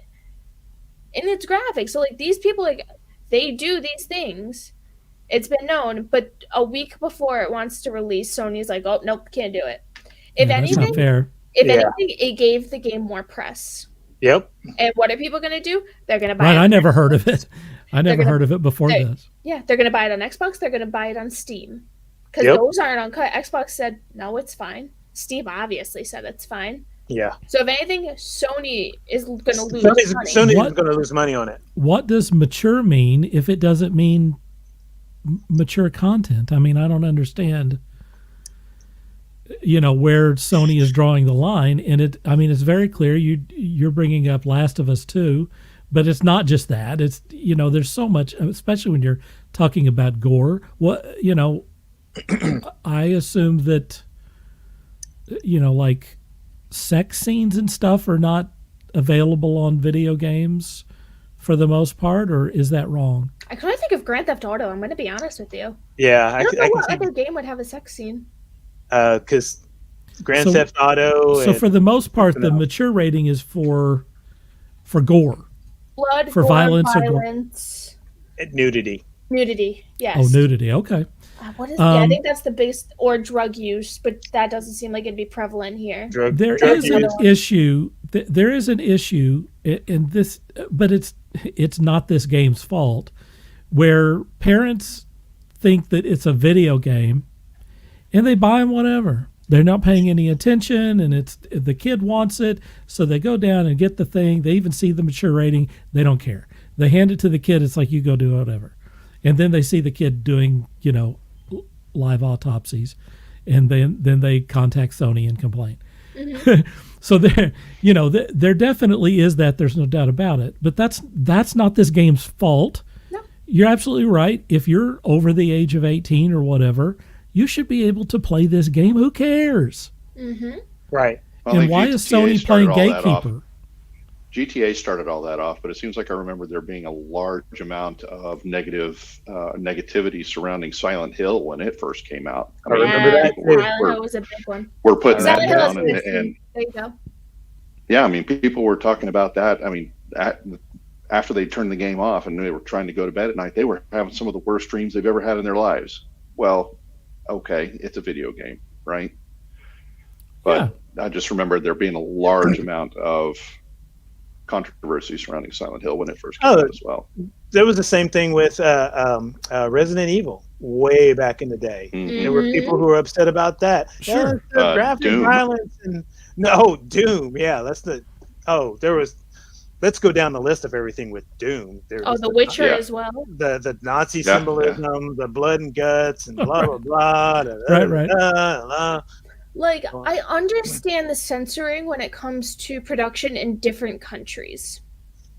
Yeah. That I understand. Right, but I'm sure that they do that from the beginning. They're like, we're going to have to alter the game, for X place. And not 2 weeks before its release. Yeah. Right. Almost why every is Sony game. playing the gatekeeper here? That's my question. See, I was expecting something like, there were babies being bludgeoned and chopped up and eaten or something. I'm like, I don't want to see that. But if it's just that one little scene, I'm like, oh, come on, really? Mm-hmm. Well, Really? that's not a little scene. I mean, they're depicting reality from World War II. They really are. I mean, that kind of thing actually happens. Oh yeah. You know what But I mean? even this standalone They- doesn't have to be World War II, though. That's true. I mean, again, go back and watch all of the fatality scenes from Mortal Kombat. Yeah. I mean, this is basically a Faces of Death video game. Yeah. Look, I have another life besides this one right here, and something that really makes me intensely upset is that I'm over the age of 18 by quite a bit, and it's time for me to be allowed to be an adult. If I want to see something, as long as it's not illegal. Very big on that. If it's not illegal. Right. And I get that certain things are illegal. That's fine. Yeah, but we're not What I'm saying is that if it's, why am I not allowed to be an adult? Whatever. When I'm watching movies, when I'm playing video games, if we get into the routine where we make everything for the children, it's for the children, then we're all going to be, watching cartoons, and they're not going to be good cartoons. It comes back Well, look to how that again, worked out for the WWE. Exactly. Yes. Same idea. Same idea. Exactly. If it's all dumbed down so that 13-year-olds, then what do we have to do to be an adult? Because most of the world is filled with adults, and I should be allowed to make the decisions It's like for myself on what I consume. It's like watching Battle of the Planets versus the Gatchaman. Oh, truth. Uncensored G.I. Joe, right? I think this is Sony really literally trying to cover their butts, because there's no way that kids that are under 18 aren't going to get their hands on this game. It's just, it's too late for that. It's too late for that. You don't have that much reach as much as you'd like to. You just don't. Not today. Yeah. I think what disturbs me, besides dumbing things down to everything being for 13-year-olds, I think that we're in a situation now where I lost my train of thought. Carry on. It'll hit me here in a minute. They can get their kids a Nintendo Switch. There you go. Play some Animal Crossing. You'll be good. Yeah. Everything needs to go back to Super Mario Brothers. I mean, Bottom look, line. that stuff is out there. if you want to play PG or G-rated stuff, it's watch Disney or More than it's abundant. It's available. Yeah. I'm not against it, I'm not against it. If that's No, what you absolutely want. not. Not against it. Yeah, I mean there's some really fun little games that are, PGG that are really fun. But since I'm an adult, I want, if I want something that's super hardcore action with lots of blood and violence, let me have that option too. Oh my gosh! Does anybody remember the PC game Carmageddon? Yes. Or am I on my own island here? It was basically CAR Carmageddon. Carmageddon, and it was literally just right. a deal. It was basically a precursor to the premise of one of the premises of GTA. Is you've got a car, and all you're doing is driving around town, running over people, and acquiring points. And it was one of the bloodiest games. I think it was probably one of the bloodiest games I ever played initially, just because it was driving, and I love driving. But that was one of those I couldn't believe it was actually out there. How blatant was that? You just jump in your car and go run over people for points. Yeah. Do you think there's any chance that they'll go back on this, CaseyJane, or do you think they're going to get censored? It's too late. It comes out in 2 days. Yeah. That's crazy. Or I know what I was going to say. Just apply the rules equally. That's all I ask for anything. Yeah. Is if you're going to put rules out there, then apply it across the board. Don't just pick on independent, gaming companies or whatever. Because it's not just in the gaming industry. I'm saying social media, on television, books, whatever it is.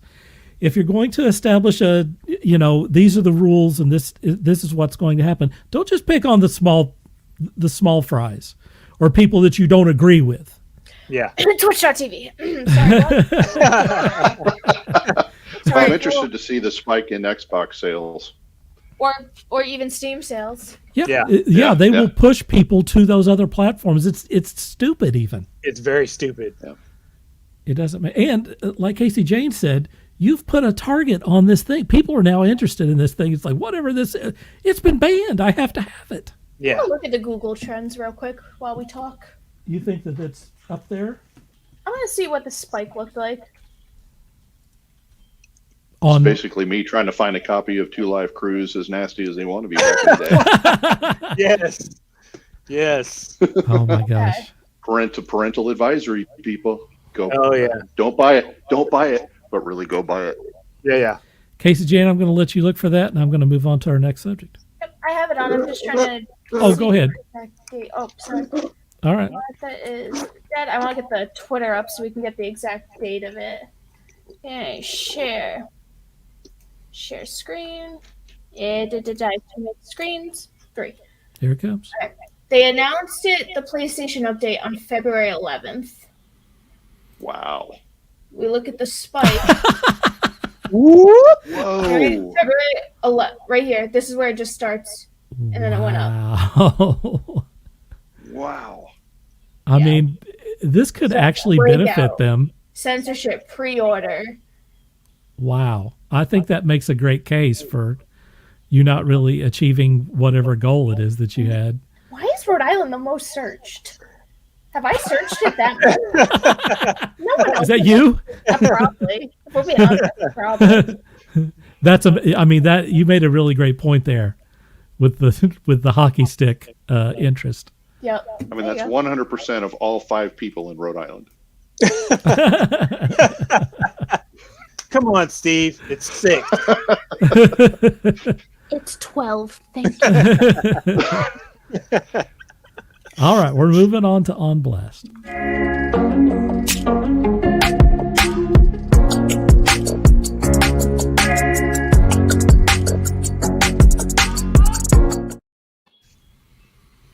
That was my favorite. Is it? Yeah.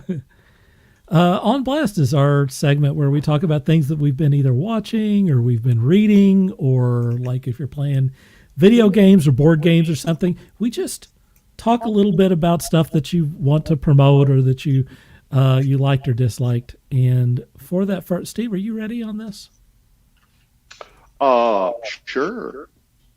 I'm going to go to you first.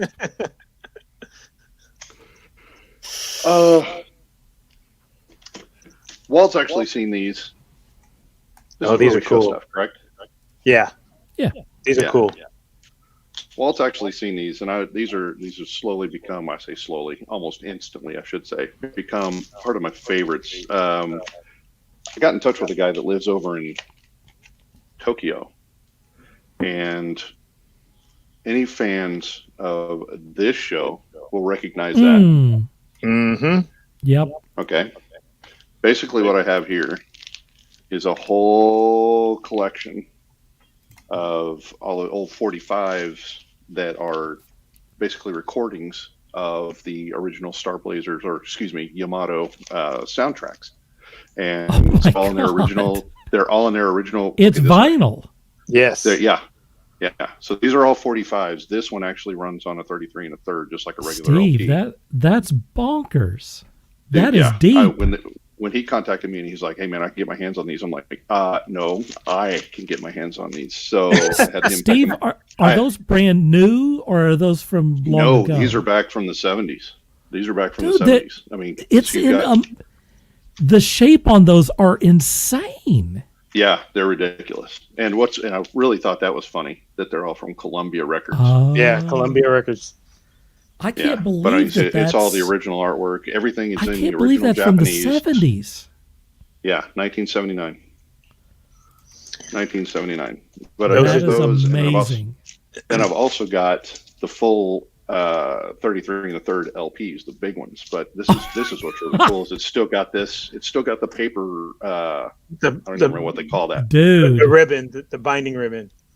Yeah, they call it for America. It's called a binding ribbon, but they've got some special name for it. All the collectors have some special name for it. But my gosh, I picked those up. Insane. I've got all of these as well. I didn't even know those existed. Yeah, I let him listen to it. I actually filmed it, playing on my record player, my ancient record. Oh, it was brilliant. But yeah, I mean, like there's Steve, that's Forever Yamato, very cool. Which I used to have that on video cassette. But it all came with posters and stuff like that. I've got a whole collection of those. So that is basically what I had. But the most recent is, did anybody watch Into the Badlands when it was on? Oh yeah. Okay. So you remember the butterfly faction? Yeah. Yes. And the little throwing stars that they had? Oh my God. That's laser cut my metal. God. And right now I'm sticking the crap out of my thumb because that's really sharp. It's sharp? But oh yeah. I don't even want to I don't want to even handle it anymore. It's also awesome. There's that, and then I've been rewatching the entirety of the Next Generation when I've had a little bit of downtime at the office. So, I've thought about watching that. How does that hold up after all these years? Because holding up to me doesn't really matter so much. It's just one big trip back in nostalgia for me. So for me, sure. It holds up massively in that way. Okay. So I love it. I mean, it was a groundbreaking series then, and it still is now to me. But well, it certainly changed a lot. My favorite, current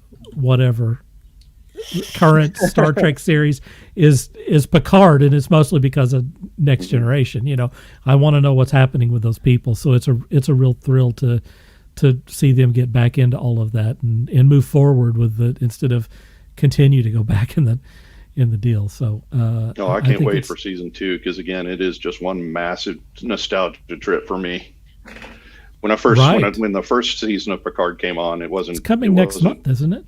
Yeah, it wasn't hard for me to be seen with a little tear coming down my cheek because 16-year-old Steven was sitting in front of the television, his crank dial television, watching Next Generation when it first came on in 87.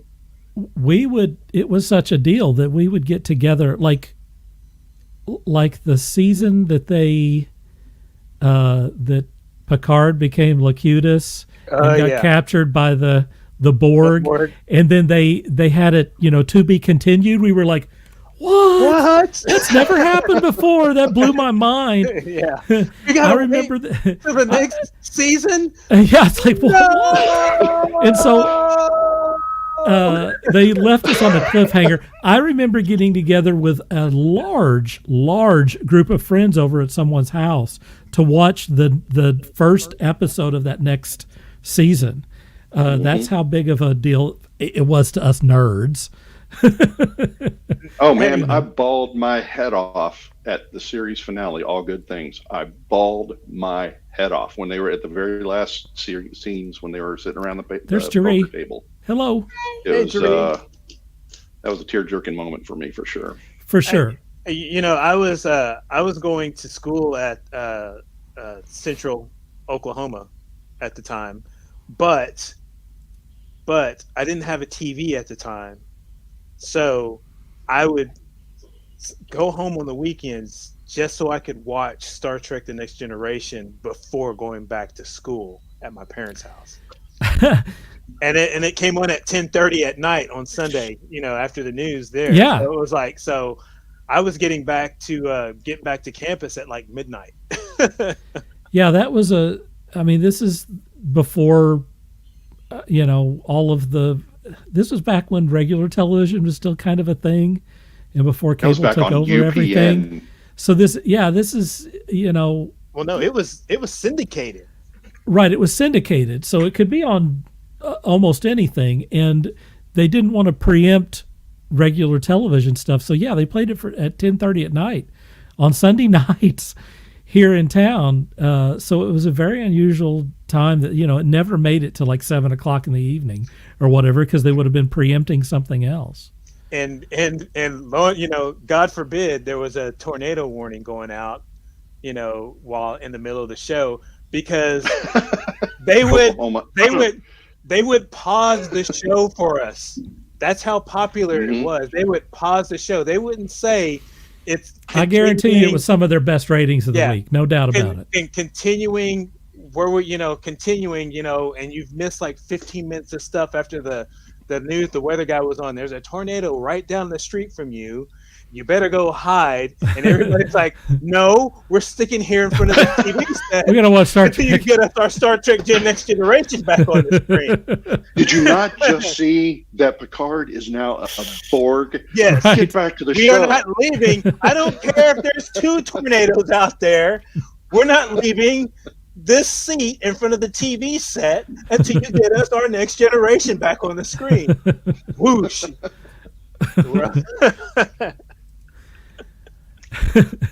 Lacutus all says, right. I don't care. Get me back to the friggin' show. That's right. All right, CaseyJane, we're going to you next. Hello. Hello. Haven't really been doing much. I want to be quite honest with everyone. The new World of Warcraft patch came out today. I'm going to be doing that immediately after this stream. But are you going to be doing it live, like you're going to be on Twitch or something? I don't know. I might. I don't know. We'll see. I haven't used it yet. Maybe. If you see me live, come say hi. That's right. There you go. Yeah. Just getting ready for that. Been preparing for that. Obviously, the new horror games. Martha's Dead. I'll be streaming that. Hey, can you stream that version? They haven't said we can't. Okay, I'm just if I get banned, you know what? It'll be fine. It'll be my first strike. I'll take that risk. Can you stream mature content?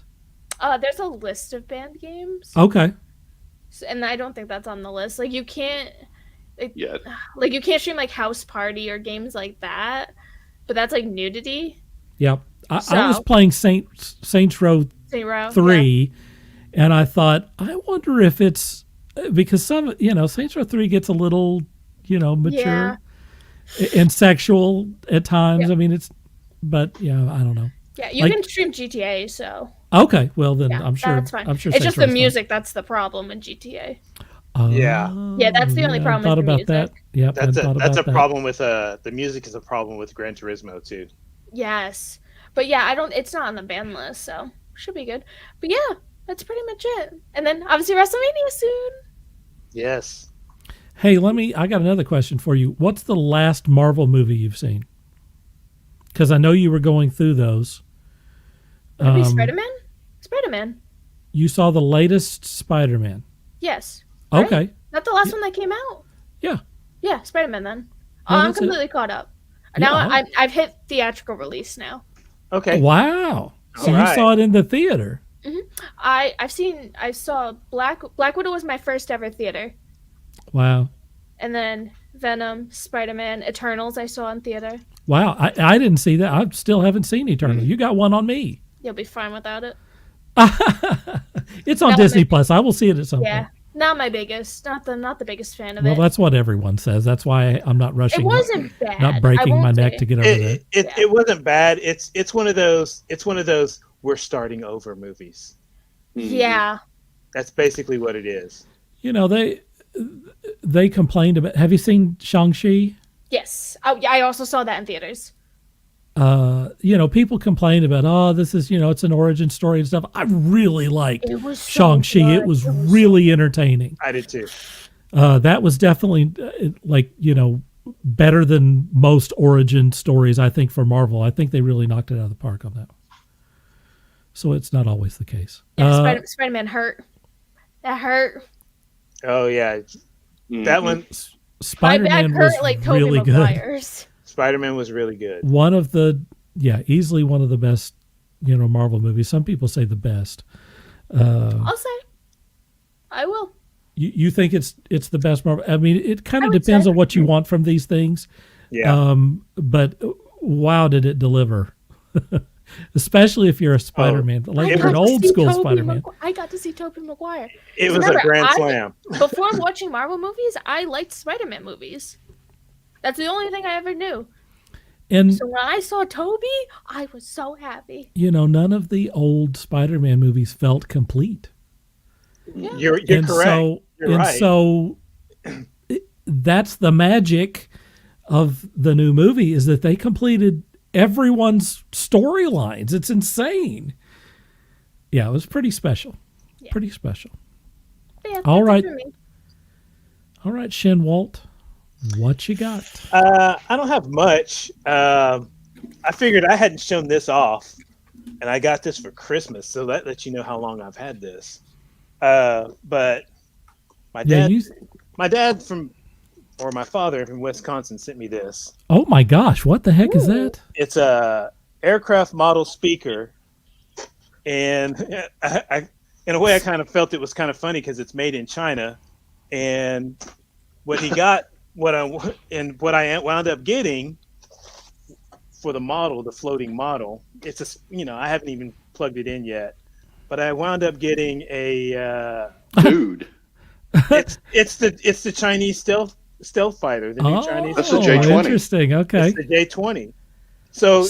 So there were only two different models that you could get. It's either this J20 or this.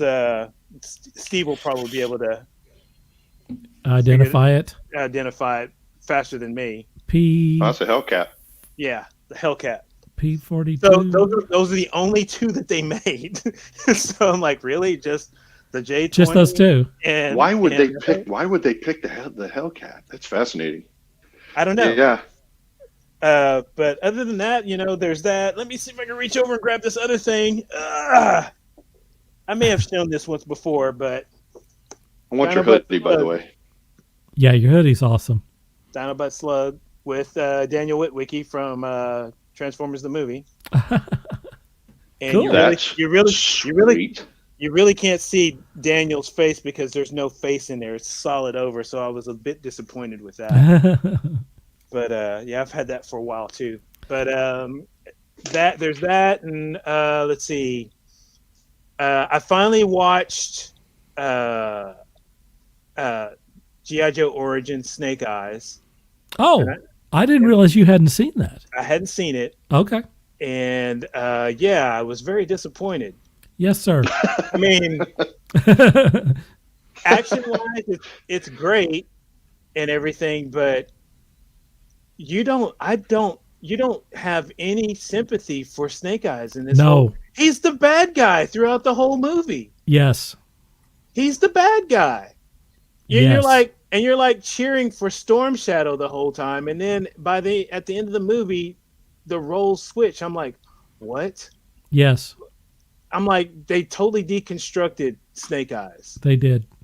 and it was so disappointing. I'm like, yeah, just stop, just leave GI Joe alone, leave it to the comic books and the cartoons, just leave GI Joe alone, because you can't seem to get a grasp on what GI Joe is about.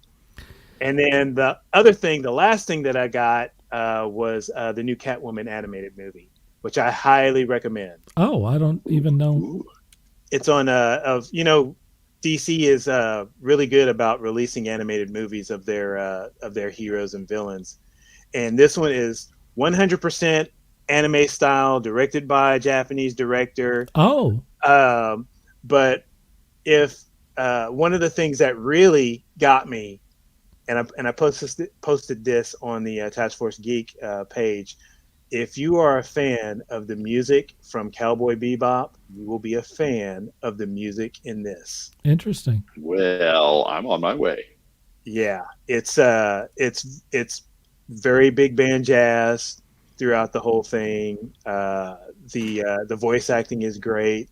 Actually, the animation is great. The whole story is really good. I recommend it. I got a question for you. What's that? What's the story about that hat there that you've got on?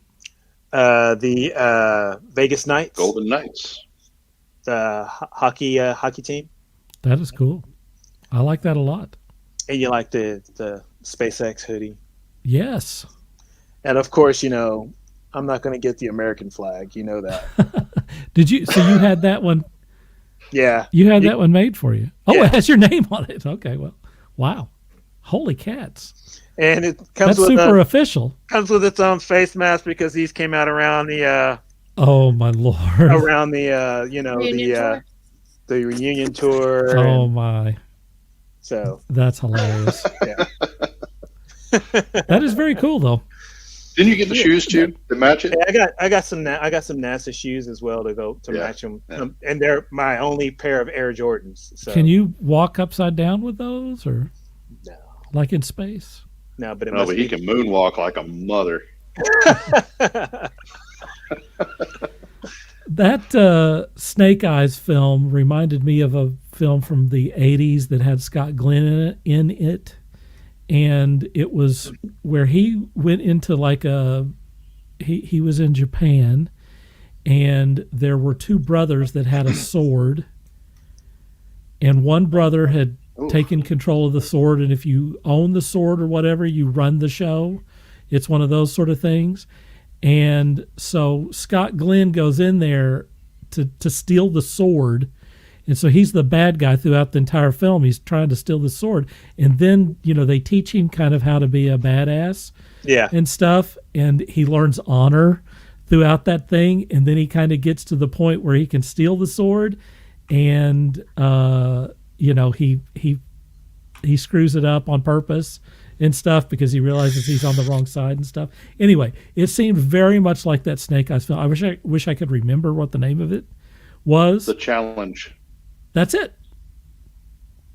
That's That it. was easy. yeah. If you have not seen The Challenge, it's actually pretty good. It's actually a pretty good film, but it reminds me of that Snake Eyes film. I think they kind of, Yeah, they kind of appropriated that plot. I was totally disappointed with that. I mean, I got no words. I mean, it's Snake Eyes. How do you ruin Snake Eyes? There's Sean.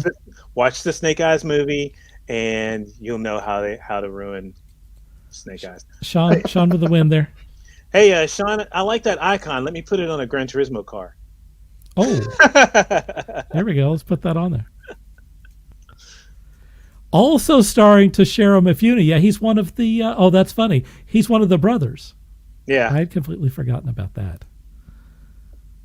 Very cool. There's a whole routine about all these guys with top knots and stuff, and there's like a shirt out there that says you're only allowed to wear a top knot if your name is Toshiro Mifune. I absolutely 100% support that. Same I here. Sean's in on the car graphic there.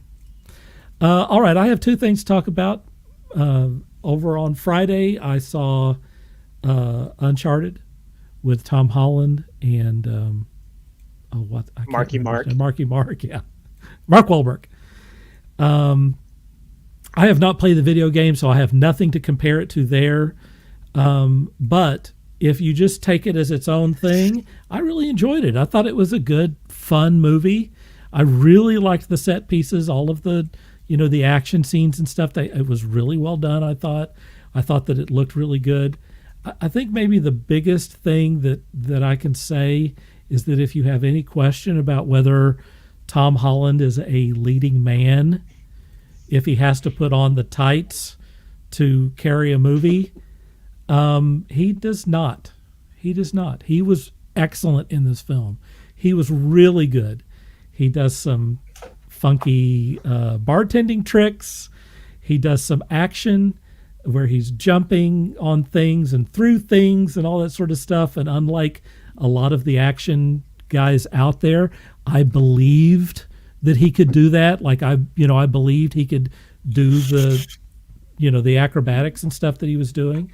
I know for a fact that he can. Yeah, I know for a fact that he's actually pretty damn athletic, but it translates really well. And I also have no doubt that a lot of the stuff was done with wires and stuff, but he has the physicality where he can pull that sort of stuff off and make you believe it.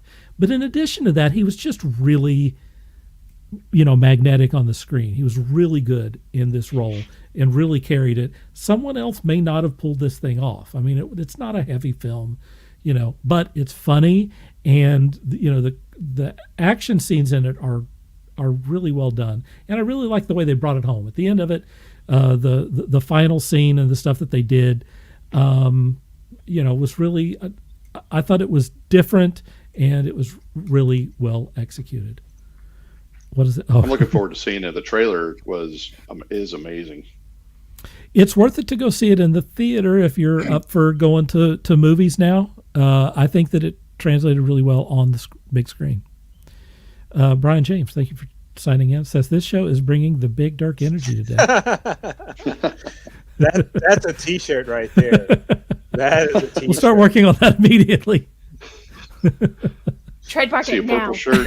Yeah. I see a purple shirt with the green, just says Big Dirk Energy. Oh no, I don't see that. I don't see that anywhere on the TFG website. I see it on the other one. I see it on both. Okay, the second thing is a movie that I watched a couple of days ago. Can you see this? Mm-hmm. It's called The Spine of Night. This is the Steelbook. Sean got this for me. You know what? Which was very generous. I have no idea why he bought this for me, but I appreciate it. I think he had a pretty good idea that I would like this movie.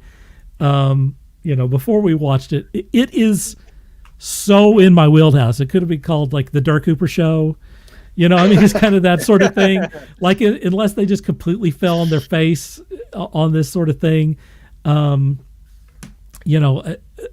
it was probably going to be something that I would enjoy. They did not fall on their face. It was really awesome.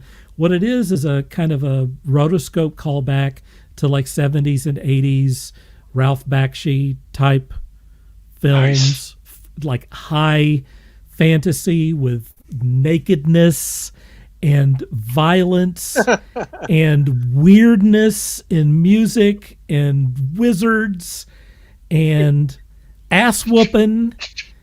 With the wizards? It is like the whole thing.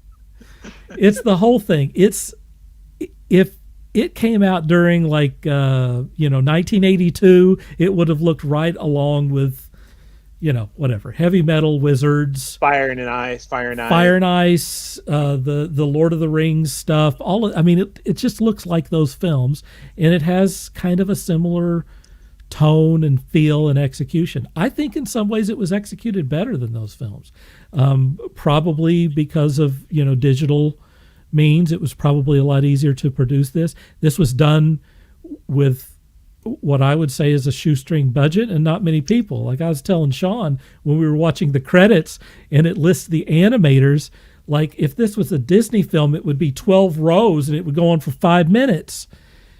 This was, animators, and it's like 15, 20 people, it's like, that's it. Old and school.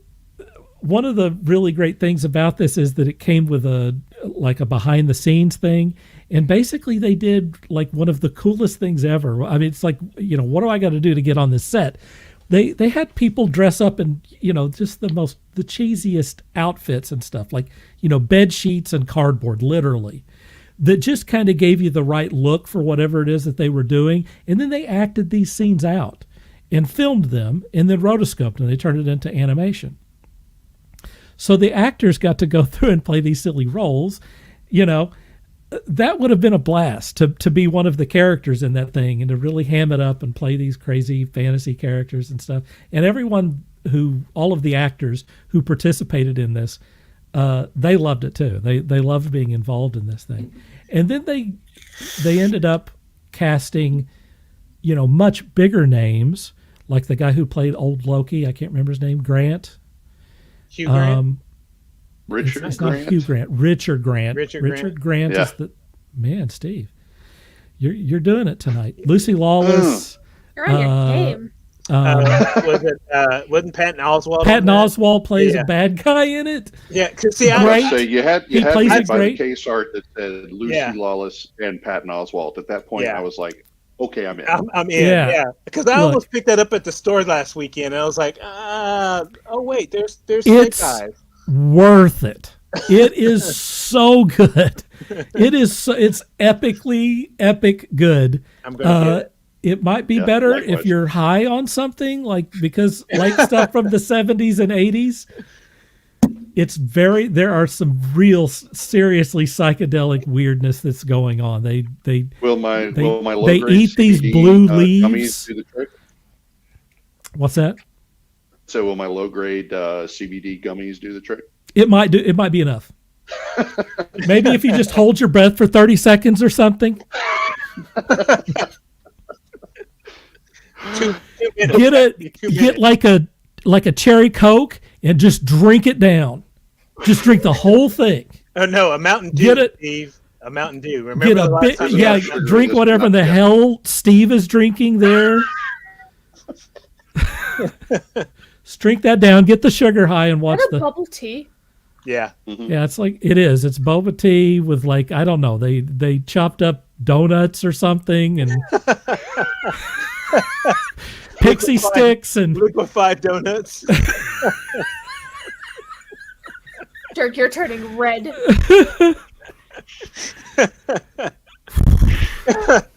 Liquefied donuts and Kit Kat. sweet tarts, and Y'all stop. juju beans, Stop. honey, and for Steve a dash of Mountain Dew. some Tabasco. Yeah, right. They liquefied nerds. Oh man. The movie is really spectacular. I loved it. If any of the things that I just mentioned interest you, it delivers. Okay, it's really well worth it. And if you don't support stuff like this, you're not going to see it anymore. This was obviously a labor of love. I can't wait till these guys do this again. But it takes them so damn long that it might be another 8 years or something before they come out Is that with how long something. it took? It took them. I think it took about 8 years to create this Jeez. thing. I mean, that's what happens when you don't have a budget. They get another 15 rotoscopers. Hey, if this does well, then maybe right, yeah. I mean, they showed the process. I mean, they've got a big, screen and they're, tracing the stuff and adding in the color and all. It's pretty crazy. It's just as much it's just as much fun to see the behind the scenes stuff as it is to see the movie. But the movie was, I think, really well executed. If you like kind of weird Saturday matinee 80s style movies, this is it.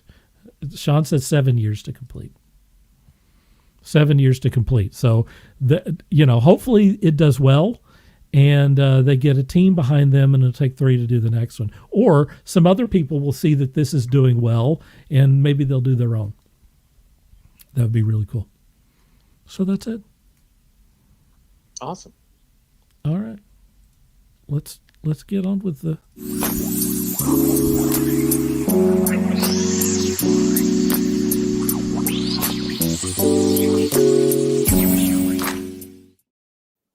promo time.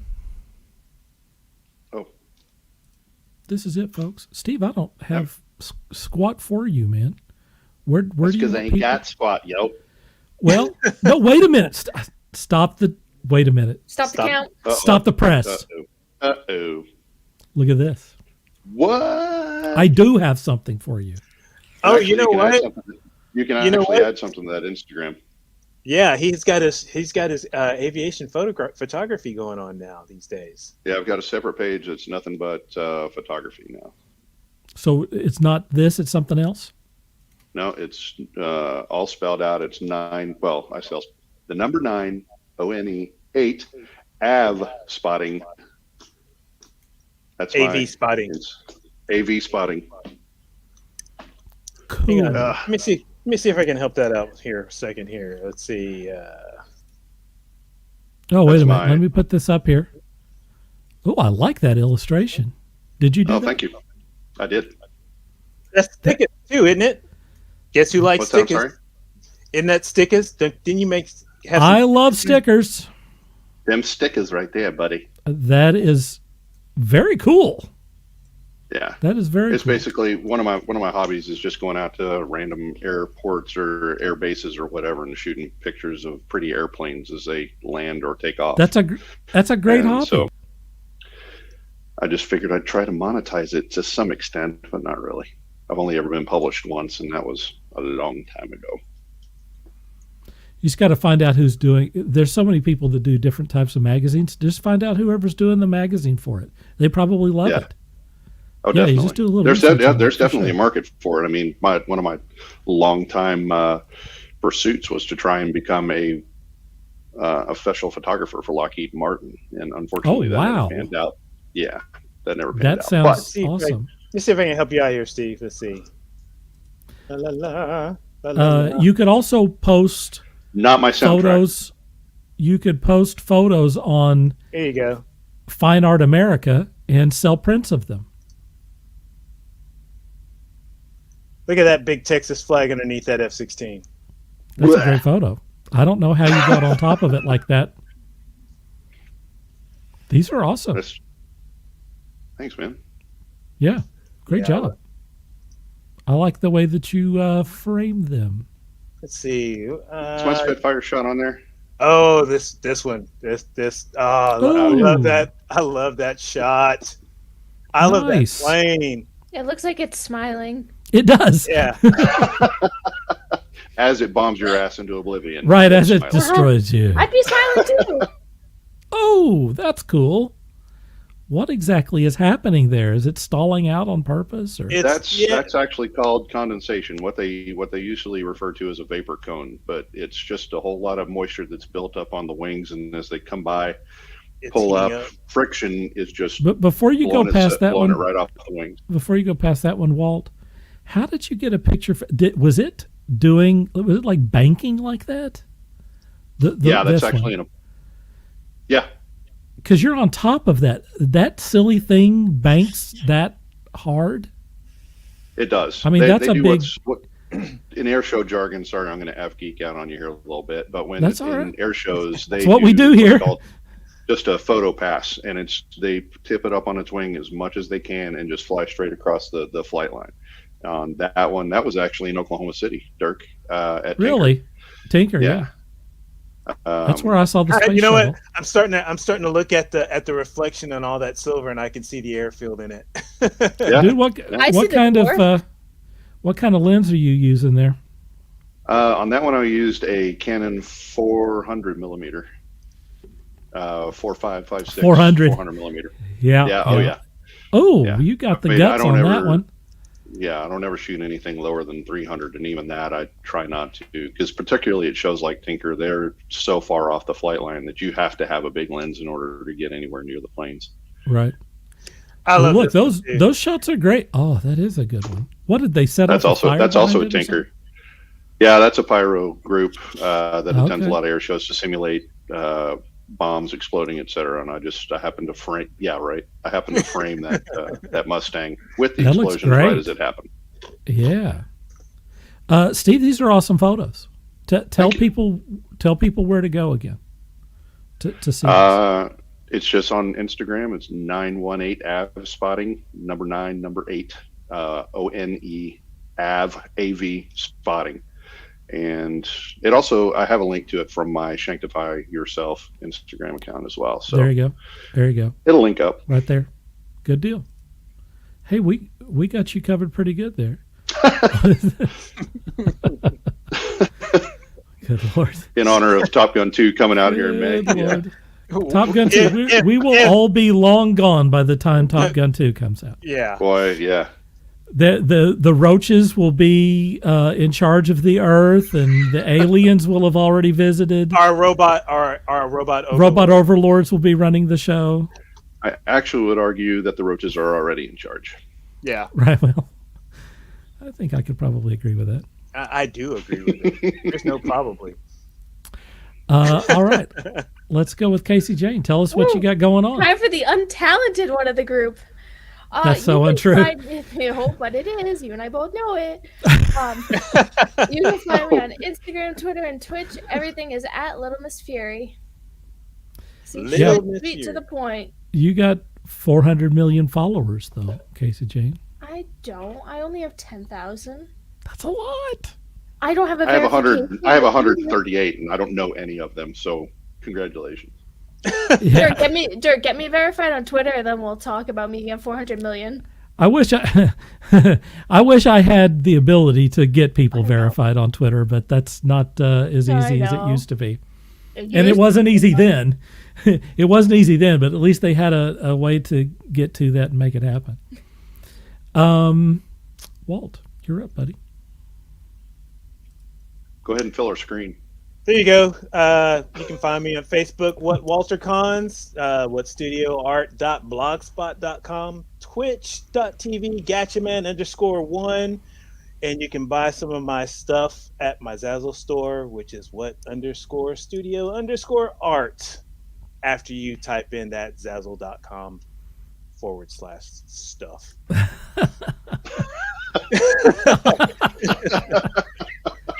All right. And you can also find me on Instagram under Gatchaman_1. Very cool. I All too right. have Well, a Zazzle store, but I never advertise it ever. I have a Redbubble store that has done Nice. okay. It's done okay. It's not, it's not doing great, but it's doing better than I expected, to be honest. I think the only thing I have would on my, probably on my do better Zazzle if I was producing stuff for that. I would like regularly, like every other day, I'd put out another thing for like a year. I'd probably be doing amazing on it. But Do you still have that odd and Chuck on your Zazzle store? Yeah. Yeah. I think the only thing that I have of any interest to anybody on Taskforce Geek, and Sean particularly, is the Convoy movie shirt that I have that celebrates the rubber duck trucking Albuquerque, New Mexico, the door art from his truck. really, Yeah. Yeah. what did you create it, Yeah. or did you just? I zoomed in, I paused the movie, right, and took a screenshot of it, and then just tried to duplicate it as best I could, and turned out I got it spot on. And That is amazing. I've sold A at trillion. least 500. I've sold 500 copies of that so far. Wow. But unfortunately, on Zazzle, the royalties are so that you just Oh, you yeah, don't yeah, yeah. ever see any of it. Yeah. You know, That it's is more just awesome. for fun than anything else. How are you the one who shared the Convoy truck, The diecast. the yeah. diecast truck? How I said, how nuts is it that they're releasing it now? Sean told me that they released that back then. I don't remember that. Oh, That back when they released the movie, that they had, like actual, like that Oh, I'm truck sure. at least. I'm sure Matchbox or Hot Wheels or Ertl or somebody came out with a 1/64th version of it, but this one's 1/64th. I don't even remember who did it because it was so irrelevant and pricey. My God, it's like $150 for a truck that's maybe that big. pass. That's insane. Yeah, but you know what? I'm such a friggin' fan of that stupid, horrible movie that I'd Same probably here. buy it if I just had the petty cash. You know what I mean? Same here. I really need nice work. When I, Gigi Nice. says Yeah, yeah, Convoy like that. is king. Spider Mike Mike. is going to get busted Mike. out of jail soon. yeah, Spider Mike. Yeah, that's a movie. That's a movie. You know, just one day I'm like, I'm going to Walmart. I'm just going to go get a bag of spinach and walk out of here. And I go and get the bag of spinach, and as I'm going past the on my way to the cash register, there's that bin of $5 Yep. DVDs, and Yeah. sitting right there on the top was Convoy. I was like, "Yep, gotta have it." It's an entertaining movie. I mean, what do you Walked right out with Convoy. what do you want? And it couldn't be more timely right now. I'll tell you that. Yeah, Truth. Yes, Truth. yeah. And How many that of them are out song- there going, you got the rubber duck? Yeah, bring it out, Spider Mike. All right, for my promo, what do you have there? A rubber duck. You have a Hey. rubber duck? That I is like a Oh, rubber duck. you sure do. What the heck is that? They're for Jeeps. You duck other Jeeps. Oh, yeah. I know what you Oh, I mean. just yeah. got bags of them, and then you get a little thing, and it says you've been ducked. You've been ducked. You just put them on Jeeps you think look nice. I am completely And I have a unfamiliar bag with of that. them. One of my friends' Jeep recently got ducked over the weekend. I got ducked for the first time the other day. Hang on a My Very second. friend happy. Karen, her whole dashboard inside her car is just lined with them. As it That's should pretty be. funny. I'm sorry, I'm doing two things at once. I got CaseyJane up here, and she's I would have entertained. doing stuff. Okay, maybe I should have left it on there. All right, there is the Zazzle address there for the rubber duck T-shirt.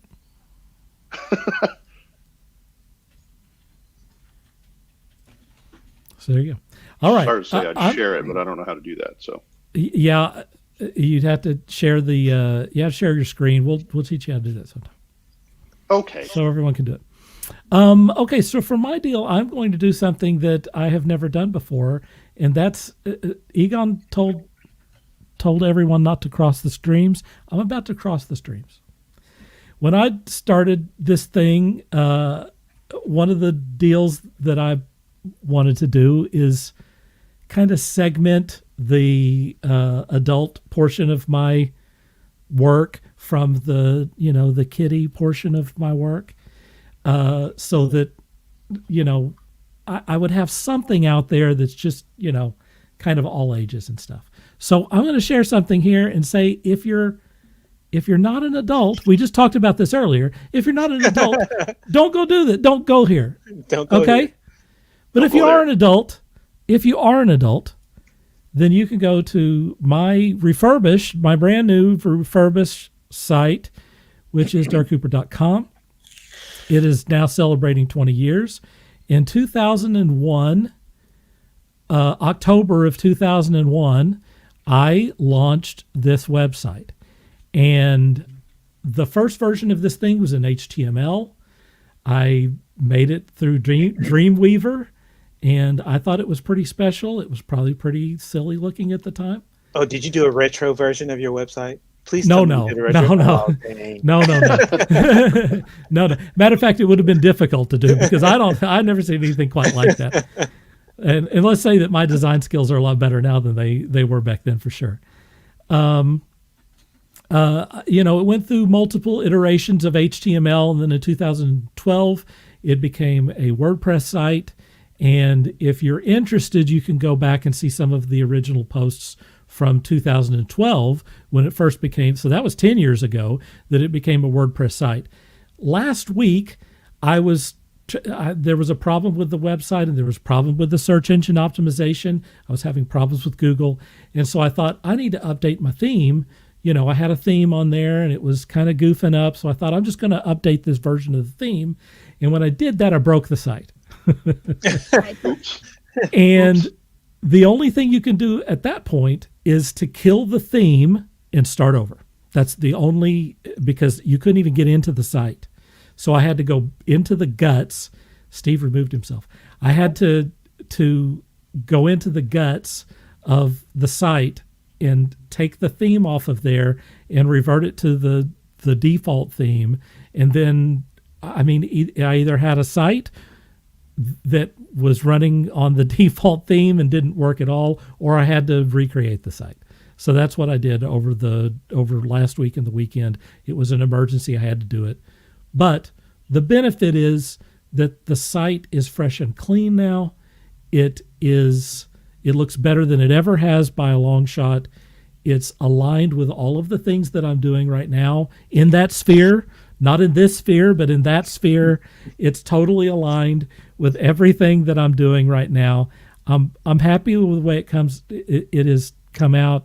And so I would like to encourage you, if you're an adult, to go and see my brand new website and tell me what you think. This one time I'm crossing the streams. I'm looking at it right now, and yeah, I like it. Thank you. I mean, Thank you. I like the new layout is really good. It's just so much. It's just so much cleaner than it was, and it's going to allow me to, like I said, it's aligned with all of the things. It's going to send you all the places that I want you to go. It's because that's changed in the last 7 years for sure. And I'm also going to be adding a lot of new content on there that I wasn't doing. I'm way behind on content that I need to share. I'll be updating galleries, both photography and artwork, and some other stuff. I'm going to be doing some interviews and stuff on there. And so I'd like to encourage you to maybe go by and see there. I'm going to put it up one more time. Just go see my deal if you're an adult. To be honest, my stuff on there is either PG or like a very, just barely R. To be honest, there's a little nudity on there, and there's a little, it's more in the mind than it is out in front. But still be an adult, please. But still be an adult before you go there, because it's it's adult stuff. It's not craziness. You're going to see. Dark. Yeah, what is going on with Steve? What are we I don't doing know. here? Can you hear me? We can hear we you. can hear you. We can hear you, but you're in a black What? hole. No. Well, my internet crapped out. I'm trying to get back. I'm going to restart. I'll be right back. Unfortunately, we're about at the end of this thing, so Okay, well, I'll just stay behind a black screen. Yeah, I'll make faces. drop that link on the TFG page stat. Well, I actually did that. I actually did that. You did. Gigi wants a T-shirt. We still got to get that Spicy King T-shirt out. Dude, seriously. Yes, you're right. I still want Big Dirk energy. Wow. We can do that too. I'll wear that shirt. Watch me. Oh, I'm. You should wear it to WrestleMania. No. All right. I just mom. took the note on it. We're going to make that happen. Big Dirk energy. Or make a sign, at least. We will get you one of those T-shirts. You know what? Have a tank top. Or we'll make Absolutely. a sign. We'll make a sign. Big Dirk energy, and you can hold a big sign that says Big Dirk energy. They won't let that. They in. will You not have let to that. know They police those signs. Oh, There's Steve. let there be light. Does anyone have anything that they'd like to add before we wrap this up, folks? Happy to be back, and I'll see you later. It's good enough. It's good enough. That's about it. Yeah, that's about it. It's good being here. I'm way up past my bedtime. I know you are. Lately, Walt has been going to sleep at 7 p.m. Like 7:30. Dude, to get up and make that trip every morning, you have to. I hear it. I hear you, man. The trip in the morning's not bad. I mean, it's like less than an hour One at getting night to will work. get you. It's the one coming home. Yeah. Thank you, Dallas. It's going to be an hour and 13 minutes, an hour and 20 minutes. CaseyJane, let's make sure that it's not so long before we get you back on here again. We'll put you kind of back in the. I know that you do other shows too, and I know that you're busy, but let's get you on here a little bit more often.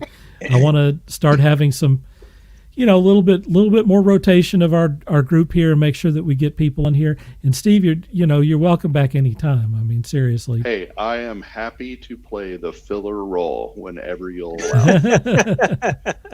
Well, we needed someone who could talk about wrestling, and obviously you did your job there. So congratulations and thank you. Got it. I knew that Walt was good, and I really thought that Scott would drop in for a minute and talk a little bit. Scott also did a little backyard wrestling with me. We could have reminisced a little bit on some of that, and we'll just save that for another day, I guess. Hey, thanks. WrestleMania week, we'll bring that up. There you go. And We yeah, have to try to meet. We have to try to meet up. Definitely. Seriously, I mean, just back in the day, was it during the Rock and Stone Cold and all that? Walt and I would get together and watch all the pay-per-views. We'd be sitting on the couch drunk. We'd throw as a parties. skunk We'd and rotate. watching these things. Yeah. Absolutely, so much fun. Hey, not to mention, we went to the first SmackDown that was here in Dallas. wow. It was awesome. What is it? What is it? That's also the year the Stars won the Stanley Cup. Yeah, it was in '99. Yeah.